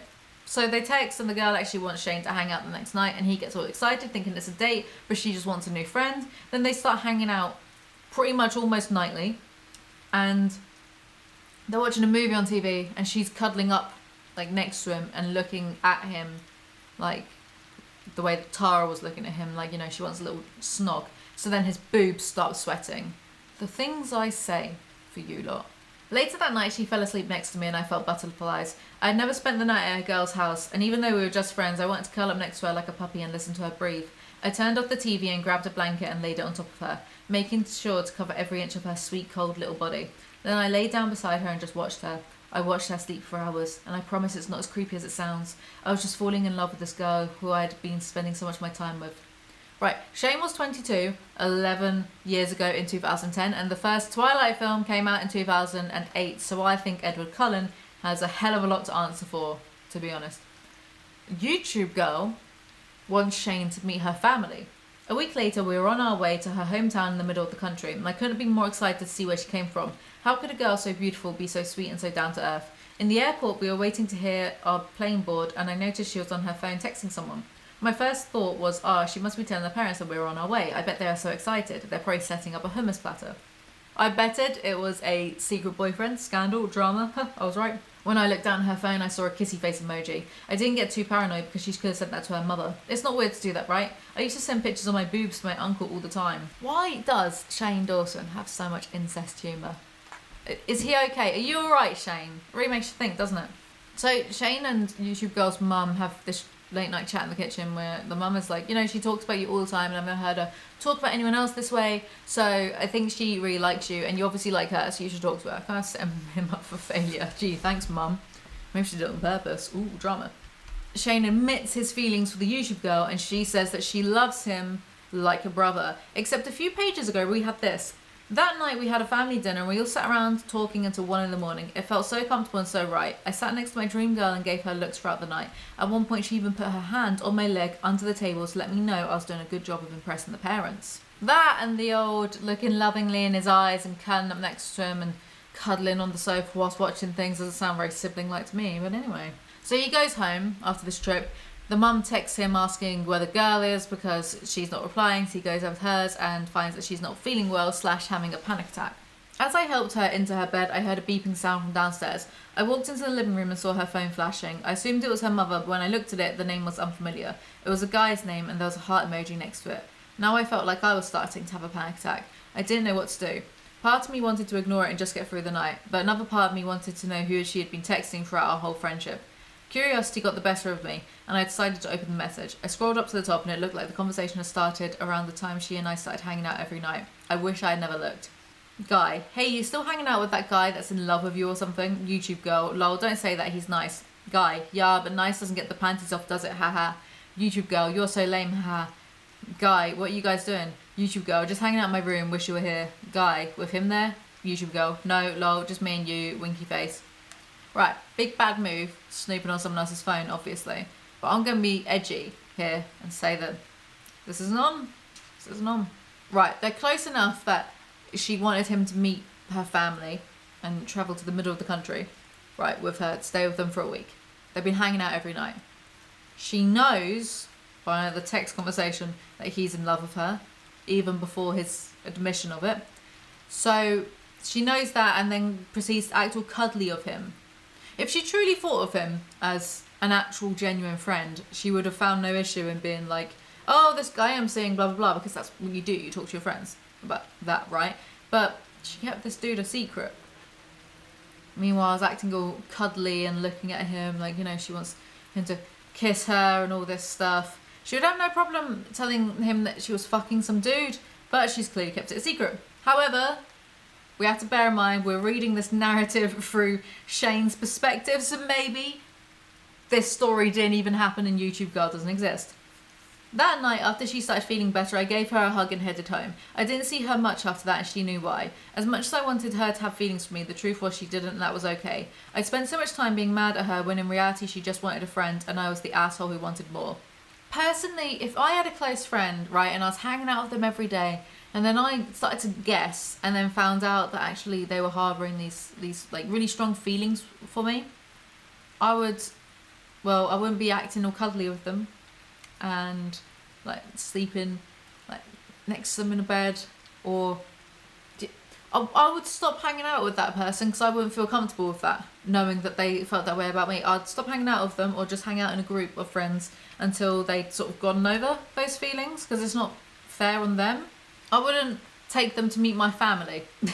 In this one, I think Shane should actually cut himself a little bit of slack, because I don't think this was that fair of the girl. So 1 out of 10 for this, because Shane Dawson is an Edward Cullen-esque simp. Hi guys, and welcome back to my channel. So for today's video, I thought that we would go over some more of Shane Dawson's book, his second one, It Gets Worse. That's genuinely what the book is called. I'm not just saying that. Let's get on with it, shall we? I don't feel well today. I don't know if it's going to come across right, because I always say, oh, I'm in a bad mood, I don't feel very well, but I'm just such a maverick. I'm just so good at doing what I do that you can never tell. I don't feel well today. Not in that way. I've taken the test. Yeah, so not in that way. Just don't feel great. So I'm sure reading Shane Dawson's nonsense is going to make me feel so much better. Let's check it out.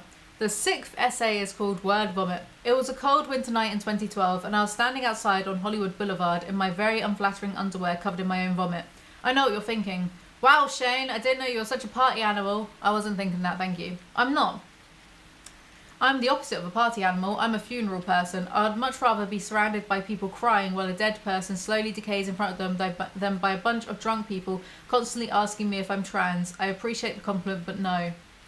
Shane has very big, I'm not like the other girls energy. We start in 2012, and then we go back to 2010 for reasons only Ymir knows. Shane has lost 150 pounds and he goes to a Mexican restaurant. Can't wait for the paragraphs of shitting to follow. I know Shane too well. More well than a person should be acquainted with Shane Dawson. Before we go any further, this first essay is about Shane's experience with an eating disorder, so viewer discretion is advised. Bath. As I tried to finish my sentence, I was interrupted by projectile puke so chunky and fast moving it looked like someone had hooked up a hose to a bucket of spaghetti sauce. I'm gagging as I write this, sorry. I'm just way too good at describing gross stuff. You should hear me describe poop. I'll give you a hint. I use lots of the same adjectives that would be used to describe a 7-layer cake. Thick. As I set free my 3 bowls of salsa, Kate jumped in front of me to catch it so it didn't go on my computer desk. That's the sign of a true friend. Well, that and someone who will watch a straight-to-DVD Hilary Duff movie with you without judgment. He vomits, and the next day he weighs himself to find that he's lost 3 pounds. Anyways, the rush I got from losing that much weight in one night was intoxicating. I was already not in a great place when it came to my health. I'd lost so much weight so quickly by essentially starving myself. I hadn't eaten delicious food in a long time. I was bound to slip up and binge, so the only way to get rid of the guilt was to throw it up. Up until this point I hadn't forced myself to purge, but after that 3 pound weight loss I decided that it was something I should try. Then he goes on a binge purge. This is when I realised that bulimia wasn't just a disease for supermodels. It was a disease that didn't have a dress code. No matter what you look like or who you were, you could have it and get trapped in its ugly claws. And now here that I was there, it was frightening. After forcing myself to throw up, I wiped away the tears and drove home faster than I ever had before. I stopped at a dumpster and threw away the evidence, hoping I would never have to go through this again. I walked into my house and my mum asked me where I'd been. I lied to her. I hadn't lied to her in years. He promises not to do it again, but then he breaks his promise and he BPs at least 3 times a week from then on. We're back in 2012 and he's dating Lisa and he's hiding his eating disorder. In this essay he speaks very frankly about it, which I do appreciate, because eating disorders, this sounds really like, well, no shit, but eating disorders, they're not glamorous things at all. And sometimes they can be almost romanticised, or not even almost, sometimes they are romanticised, especially with in the media. But the reality of eating disorders is grim, like very grim. Like bulimia can wear down your teeth, your esophagus lining, mess up your stomach from the stomach acid. You can be at a greater risk of a heart attack. In fact, I think I read in a book by someone once that bulimia is more immediately dangerous because you can just be at risk of a seizure or a heart attack when you do it. And as for anorexia, when your weight's low enough, your hair will fall out, you'll be cold all the time, periods might stop if you're a woman, yeah, lots of things like that. So I think it is good that he's very frank about it, because, yeah, in a lot of ways it's an incredibly grim reality. He actually says in this that he'd stopped losing weight from bulimia years ago, but he was now addicted to the feeling of BPing. So he was still doing it even though he wasn't losing any weight. As she fell asleep, I slipped out and put on my shoes. I didn't even waste time putting on pants because I was going to be in my car anyways. As I walked to my car, I started to get that high feeling. I was thinking about all the food I was going to devour and how good it was going to feel as it went down. Of course, I wasn't thinking about how horrible it would feel coming back up, but that's because when you are in that state, your brain doesn't let you. That's why it's such a dangerous disease. This, for me, is fairly reminiscent of what drug taking is like. You think about how good the high is going to be and how nice it's going to feel, and you don't remind yourself of how bad the come down is. So, for me, in a very abstract way, because it's similar but it's not the same thing, it is quite relatable what he's writing. So he purges and he spills it all down himself. Me. This is it. This is the last time. I'm never going to do this again. I promise. I know I've said this a million times before, but this time I mean it. I don't want to live like this. I don't want to have to lie to people I love and pretend like my ass is always leaking. Because he was pretending he was going to the bathroom all the time because he had stomach issues. I don't want to end up dead in a bathroom someday just because my heart gave out. I just want to be healthy. I want to be happy. Please, God, help me. After this incident, he sees a therapist and begins to recover. A word of advice to anyone who thinks someone in their life is struggling with an eating disorder: talk to them. Tell them not to be ashamed, that you are there for them. They might deny it, but it will open the door for them to come to you later when they're ready. Another word of advice: a Twinkie and a hot dog bun is not good. Holy God, I might puke again just thinking about it, but don't worry if I do. I won't describe it to you, I promise. And nowadays I keep my promises. So maybe I've consumed a lot of Shane Dawson content at this point, and not through the lens of being a fan. You know, we've often on this channel dissected him, his vlogumentaries, his books, his writing, sometimes even his Instagram posts. Yeah, we've gone in deep. So I feel like I'm really desensitized to him. Like, there's not a lot that shocks me anymore, you know, when he's trying hard. But I do think that this is the best essay he's done so far, and seeing as I've read several more of these afterwards, this is the best in the book. It's honest, it's grim. I don't think he glorifies having bulimia, and it has a positive message at the end of it. So well done, Shane. Genuinely, not being insincere, I just sound insincere because I'm pretty tired today. Oh yeah, what kind of excuse is that? Am I tired every day then? Yes, actually. Don't worry though, that was the best essay. The rest of them are just bleh. So let's move on to actually making fun. 7. Essay 7. My Craigslist hookup. I can't wait to read this one. It was the middle of the night and I was standing on top of a shit-stained toilet, staring out at the broken... How many times do you reckon he mentions toilets in his essays? Someone should run a word scanner to see how many times the word toilet or shit pops up.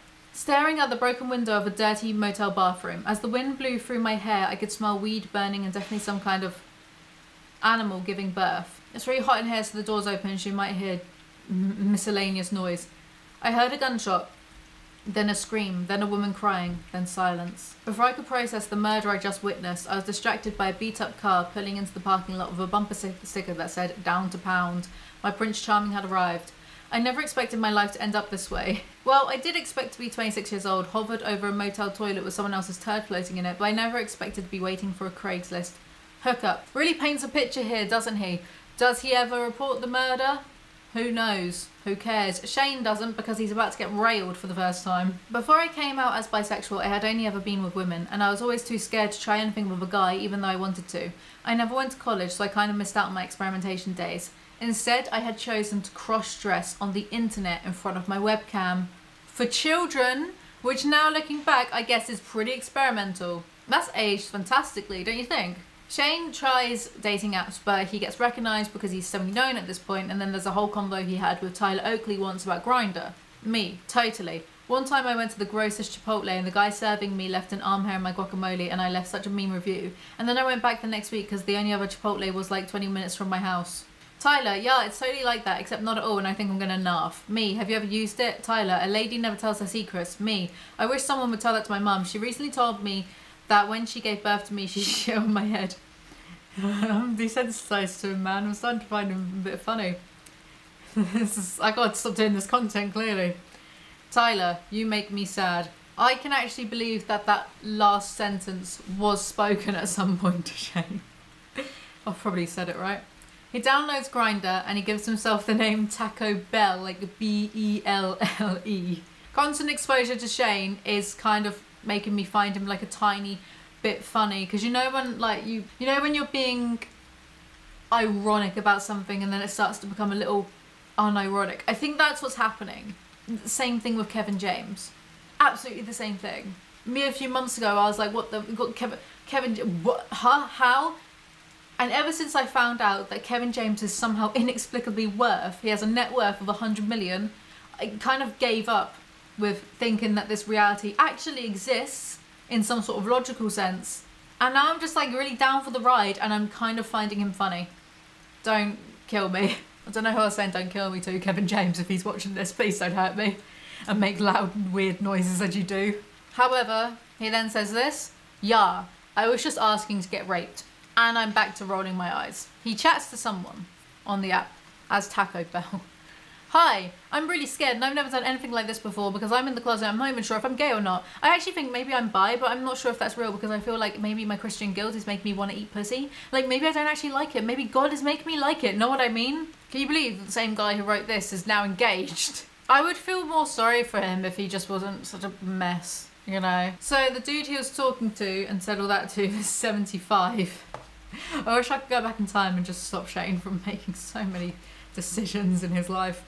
He talks to another dude who gets closer and closer to his location, so Shane freaks out because he wants his life to be more interesting than it actually is and imagines serial killers are after him, but it turns out the guy just lives upstairs. After his unsuccessful misadventures, Shane deletes Grindr and he uses Craigslist, which I don't know how to feel like this. Did people actually used to genuinely hook up on Craigslist? That's wild to me, because don't you buy sofas on there? Subject, no AIDS, looking for discreet with a first timer. Hey, my name is Greg. I'm a 6 foot nice guy. Anision, is that you? Who likes helping straight guys figure out if they're interested in men. It's like I'm giving back to the universe, but with my dick. If you are a straight guy and want to see what you've been missing, then hit me up for some animal style sex. Don't worry, I don't bite, unless you want me to. But I probably won't because that's one of the way AIDS is spread. Yeah, I'm not proud for snorting at that evil, right? For some reason I thought this ad was a winner, probably because I had already been through a night of getting caught by a friend and almost getting murdered by a guy whose body looked like it was a jar of old mayonnaise that started growing hair. Shane, you make me sad. He plans to meet up with this guy at the motel, not the mayonnaise man, the no AIDS man. Then I saw his car pull up. My heart started pounding so hard my body was shaking. I was more nervous than I'd ever been in my life and I couldn't think straight. Get it?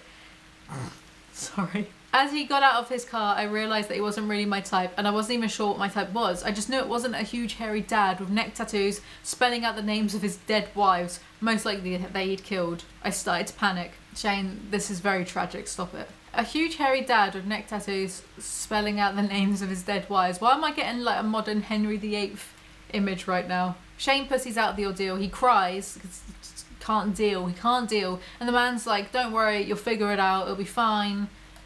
Greg, good luck man, you're gonna be fine. Just look at how I turned out. Not a great example, but I was still appreciative. Shane, can you not be so catty? The man is literally just existing. A man you agreed to meet up with, to have sex with, and then you back down. Fair enough, you can do that. You can absolutely do that. And he turned around and was like, don't worry, you'll be okay. He tried to console you, and now you're just being rude. Essay 8. The white bus. There is nothing harder than having to move to a different school and start all over again. I know that you're trying to appeal to your child fan base, as we've established, but I could probably name a few things that are harder than having to move schools. It's one hot summer after 4th grade and Shane fills a trash can with water and sits there. It's just the imagery and the mental image of that. Sits in it amongst all the sludge and dead bugs to try to cool down. Because you know, I'm just imagining like present day Shane doing that. Like he's got his pool at his new house in wherever they live, Colorado or whatever, where he just fills up a trash can with water instead. My new elementary school was the Helen Keller Elementary. I completely understand why a school would want to be named after her. She was a true hero and deserves to be honoured. But is it really fair to the kids who go there? Every time someone would ask my mum what school I was transferring into, they would respond with a look of deep sympathy and concern. She had a conversation with her boss once that took a pretty dark turn. Mum's boss. What school did he go to? Mum. Helen Keller Elementary. Mum's boss. Oh, you poor thing. I can't imagine how hard it is to have a child with disabilities. Why is Shane and every single person he meets just so tasteless? And is it just me that finds it odd, a little bit odd, how Shane and Tana Mojo are always referencing Helen Keller? Maybe it's just because I'm British and I don't really have the cultural context, right? So I had to Google her at one point to find out who she was, but I feel like they joke around about her a lot. Is this a thing in America? I'm genuinely curious. Let me know. I'm trying to think of what an equivalent What an English or British Sean Connery. There's an equivalent. What equivalent would maybe Americans not have cultural context for? Horrible James Corden. You know, because he, like, in America, he acts all nice in his talk show. He's got a late night show, right? But in England, I swear everyone hates him because he is the worst, just the worst trademark. He's just in America pretending to be nice to suck up to the American audience. Mum's boss. When was the last time we talked about giving you a raise? My mum paused and put on a fake sad face. Mum, you don't know pain until you've come home to see your fat, deaf, blind son floating in a trash can full of water because he thinks it's a swimming pool. Again, I'm just imagining present day Shane just sitting in a trash can full of water for a laugh, for a video. Ryland just like shaking his head, wondering, is it worth it? Mum's boss, you poor thing. Yeah, after that exchange, every time I saw that boss, I had to pretend to bump into walls. My mum bought me a Furby with her bonus check, so I guess it was worth it. I would love to know if any of this is actually true, but I guess I never will. So he's worried that someone's going to try and kidnap him. I don't know what this is in reference to. Then I remembered I wasn't really kidnapping material. Why would a child molester want a 200-pound 10-year-old who had more armpit hair than he did? So I guess I was pretty safe. New paragraph. It was like I'd walked into a 1950s commercial for the perfect elementary school. Then a ball flew at my face and all the kids screamed 10 points for the whale hit. Commercial over, reality checked. New paragraph. I had a huge fear of public speaking, and the last thing I wanted to do was have people hear what my voice sounded like. Sometimes I wished it really was a school for the deaf and blind because then I'd feel way more comfortable. Those are just some examples. I'm just so nonplussed by Shane's inner ramblings at this point. I read through it like, didn't get any sort of reaction out of me other than, oh, there he is, just trying to be a little bit edgy again, but okay. And then I immediately take it back. Saxa. Hi, my name is Saxa. Me, my name is Shane. You new here too? Saxa. Yeah, what are you eating? Why does everyone say yeah? Yeah. What are you eating? It smells good. Me, you think so? Most people think it smells like a prostitute's nail bed. Saxa. Well, my family usually cooks up a bowl of fish heads and blends them into a smoothie, so I'm not the best judge of smell. Me, you drink that? Saxa. No, I usually drink chocolate milk. My grandma's a fan of things that smell like the dump. Me, my grandma's a fan of taking dumps that look like chocolate milk, so I guess we have a lot in common. All I wrote here was extremely wicked, shockingly evil and vile. Shane sees a white bus and just gets on it because he thinks there's going to be candy on it. And then it turns out to be some sort of Jesus mobile, but they do give the children chocolate and candy if they answer questions correctly about the Bible. So he goes again the next day for more. And then they get given this task, make someone smile and you'll get extra candy.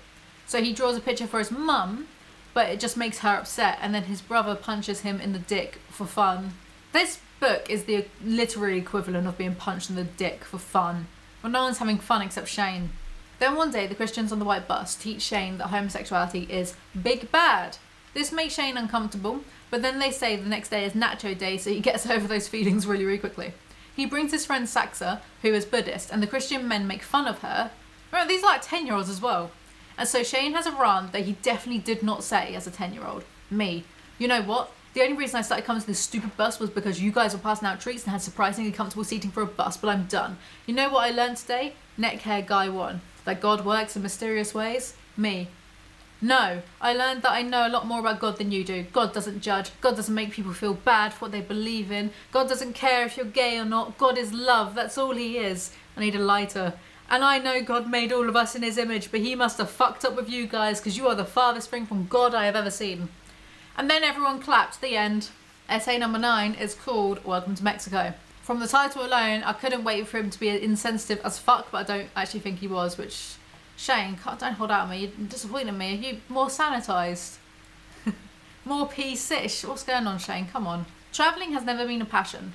There's nothing intriguing to me about packing up all my crap and sitting in a hot, sweaty death trap for 5 hours while hundreds of people fart simultaneously into sticky pleather seats. I don't need to pay $500 for a plane ticket to sit in a room full of farts. I can just do that at home for the low cost of one Chipotle bowl.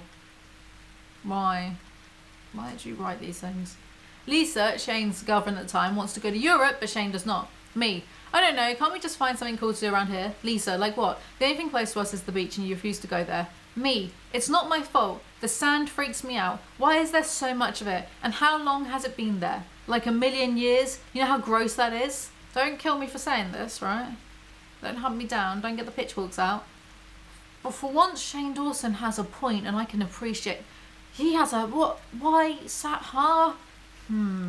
It's like when you think about wind, where you think about what the fuck is, where's it come from? Where's it go? I mean, it's just gases moving through space.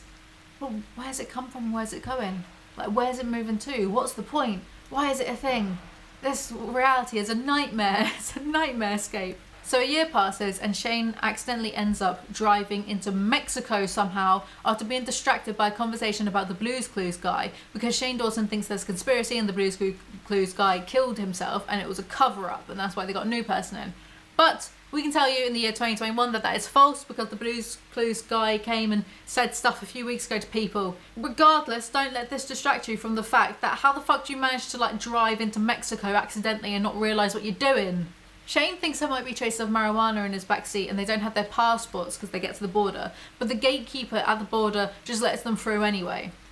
Me, do you see how much I was crying? Lisa, yeah, that was the most unattractive you've ever been to me. I'd rather fuck my own brother than fuck you right now.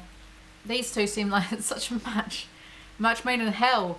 So once through the border, they then decide to go back out the border immediately, but the queue is really, really long, like 3 days worth, and they don't have any money or passports. But I don't understand how they're in this situation in the first place. Like, how is it that easy to accidentally end up in Mexico?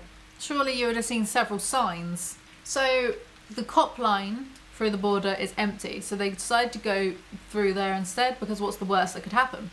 Cop, can I see some passports and ID? Me. So the thing is, we actually got lost in the freeway, then we ended up in Mexico, so we don't have passports. Cop, you ended up in Mexico. Me. Yeah, funny, huh? The cop tells them to pull over, so they both start panicking. And then they see the cop taser someone and lock up a couple in a cage. But the cop lets them go with just a warning. And that's the entire story of the time they went to Mexico together. I'm not being funny, Shane, but that was very boring. What you did there was very boring, so thanks for nothing. Like, it was a boring story. Nothing happened. Stakes weren't high at all. If the cop had seen Shane Dawson in a trash can full of water, I'm sure they wouldn't have allowed him back in to America. Essay number 10, and the final one, is called Too Many Melons, the story of Lauren Schnipper. I can't begin to express my love for shitty reality TV. Finally, Shane Dawson, something that we can connect over. I'm finally getting my money's worth out of this book. Shane's DVR list: 8 p.m, The Woman with Two Vaginas. 8:30, The Boy Who Shits Out of His Neck. 9 p.m, Tumor or Twin. 9:30, They Found What Inside Me? They found what inside me, sorry. His agent rings him, Shane Dawson, to say he's been offered a position on a reality show. When did Shane Dawson have an agent? I'm very sure he covered this in the first book, like having an agent. Or why Shane Dawson get? Why don't I have one? Why does Shane Dawson of all people get an agent? And why, when I try and email people, I probably get blocked and reported straight away? I'm not entitled. It's just life is really unfair sometimes. Why do good things happen to Shane Dawson? Agent. This is a show about the making of your first movie. You'll get to direct a film and they will document the process. It's called The Chair. And this is the one where he's a horrible diva, and when he went through all that drama last year, there was an influx of content surrounding this. You've probably seen it everywhere. He has a producing partner called Lauren, and I guess this essay is about her because he just starts blabbering on about her. Though we worked well together, we also had a lot of disagreements, but we always came out stronger afterwards. Our fights were usually about things I'd force her to do that she felt were inappropriate. Lauren, no, me, please, it's such a funny joke, the video's gonna be so good. Lauren, Shane, I can't ask a mother to let her 5-year-old snort pixie sticks dust and pretend it's cocaine. That would probably really hurt. You could do the same effect by having like them actually suck up the pixie dust, like using the straw in their mouth so they get to eat it, but just angle their head so it's still like, I'm gonna stop now. Definitely didn't do that for B-Tech Media once. Me, come on, don't be a pussy. Lauren, fine, but if it ruins some girl's life and makes her a drug addict when she grows up, I'm blaming you. Me, if she watches my videos, her life is already fucked. Lauren, true. None of this has aged well. Remember, this was back in the time period where if you were a little kid watching Shane Dawson, he would ask on Stick'em for you to send in pictures of you in suggestive poses and pictures of your feet and that kind of thing. So, when he and his mum got that girl to twerk on a Anyway. Lauren, do you really want to do a reality show? What if you look bad? Me, what do you mean? Lauren, I know you think your jokes are funny, but they sometimes come off as mean, and what if they edit you to look like an asshole? Me, you think my jokes are mean? Lauren as a psychic? Just 10 years too late. After Lauren and I agreed to be part of the show, it was time to move our lives to Pittsburgh for 3 months to work on our first full-length film, Not Cool. So, we have Lauren to also blame for the not cool monstrosity. Good to know. After the fight, Lauren and I made up and went out to eat. That was our usual pattern. We would scream and yell, she would cry, I would tell her she's not my mother, then we would go out to an Italian restaurant and order free bread baskets. Our fights were always long because we were both so stubborn. Sometimes we wouldn't even come to a conclusion. We would just get tired and super hungry, give up and get pizza. It was our routine. I did write at this point, is Lauren the one Shane is a dick to and all the behind the scenes stuff on the chair? I could look this up, but I don't want to. I did, in fact, look it up. I found the video. I will link it up here, somewhere in the little cards. Lauren is indeed the one that he just, like his best mate who he just buddies all the time. The next 2 months of filming the movie were a blur. Then it was over. We had shot our first film and it was amazing. I'd made so many awesome friends, had you? What, like Drew, Monsoon and the rest? Is it Monsoon or Monsoon? I'm sorry. I had so many first experiences. First time directing a movie, first time in a starring. He is loving it. He's sucking his own dick so hard. I can hear him through the text right now. He just stopped in the middle of this comma. Sorry. First time living away from home. First time having a homeless person ask me if I was Jodie Foster. Winter coats can make me look very established. And last but not least, first time receiving confirmation that this is what I wanted to do for the rest of my life. I knew after that experience I wanted to make movies forever and I wanted to make them with Lauren. Unfortunately, the feeling wasn't mutual. First, current Shane Dawson, what happened to making movies? Yeah, he made a few. Vlogumentaries, like glorified vlogs, really don't count as movies. So, I mean, such a bitch. But I don't want to make movies. I don't want to do anything in my life. Secondly, Trouble in Paradise with Lauren. So the video that I found, it's called Shane Dawson being a jerk during the production of Not Cool. He's so insufferable, so delusional, so like aggy. Go watch it. I'll link it up here. One particular episode that was really hard to stomach was one in which Lauren and I got into a fight we didn't realise was being filmed. It was a fight I'd forgotten about, a fight that wasn't unusual or out of the ordinary for us to have, but watching it made me sick. The fight started because Lauren was rushing... Oh, boo-hoo, oh, it made me sick. Meh, I'm sure it felt worse for her. The fight started because Lauren was rushing me through something because we were running out of time. Instead of understanding that she was just trying to help me accomplish everything I wanted to in the time allotted, I snapped at her and it turned into World War III. Granted, she wasn't innocent either. There were probably... Well, you started it with saying the fight started because Lauren was rushing me. So you're making her look like the worst one here, I think. Just in the order of events. Granted, she wasn't innocent either. There are probably much better ways for her to tell me to hurry up. Watch his behaviour on it. I'd have told him to fuck off ages ago. But we were both in a high-stress environment. On the drive back to our apartment building in Pittsburgh, she cried, while she explained to me how much it hurt that I'd yelled at her in front of everyone. I felt like complete shit at the time, but it wasn't until I watched it unfold on the TV that I didn't just feel like shit. I felt like shit and throw up. Boo-hoo, pity party for Shane, where? Shane Dawson, he just can't be nice to his friends, where? It's such a hard time, I'm such a bitch. That's okay though, I'm allowed to be because I don't have any friends, so it's fine. Lauren gets a job offer with a company and takes it because she's worn out from just all the drama and fighting with Shane. And bearing in mind, when did Not Cool come out? She's been working with Shane for years at this point. Not Cool came out in 2014, so it came out 7 years ago, nearly 8 years ago. And there was just so much drama and bitchiness and fighting with Shane then. So, him being uncovered as this like dramatic drama king type person in the past few years, it's not a... I don't know, it's just not a new thing if you were to read through these and get all the context, right? Being on a reality show changed my life in more ways than I could ever imagined. Not only did I finally see what I looked like from behind, not good, I saw how I treated people I was closest to when I was stressed, and it was something I wanted to change. I never try to be mean, but when I'm in work mode, I have a habit of letting blah blah blah. Liar, never try to be mean. He's been mean plenty of times online. We see it, you know. To this day, we are still friends, and who knows, maybe we will work together again at some point. Doesn't look likely, does it? And I do wonder, I wonder if they are still friends now. It's none of my business, of course, I'm just being really, really nosy. But I wonder if Lauren saw all the people vindicate her when they called out his shitty behaviour on the chair, when that influx of videos happened last year. I wonder if she saw that, I wonder if that made her feel, I don't know, a little validated. It made me feel validated even if it was 7 years after the fact. Interesting questions that I have that we will just never know the answer to, and that is all for today's video. That's all for this. My voice feels like it's gonna give out, like I'm a boy experiencing puberty, but that's all for today's video. Bye.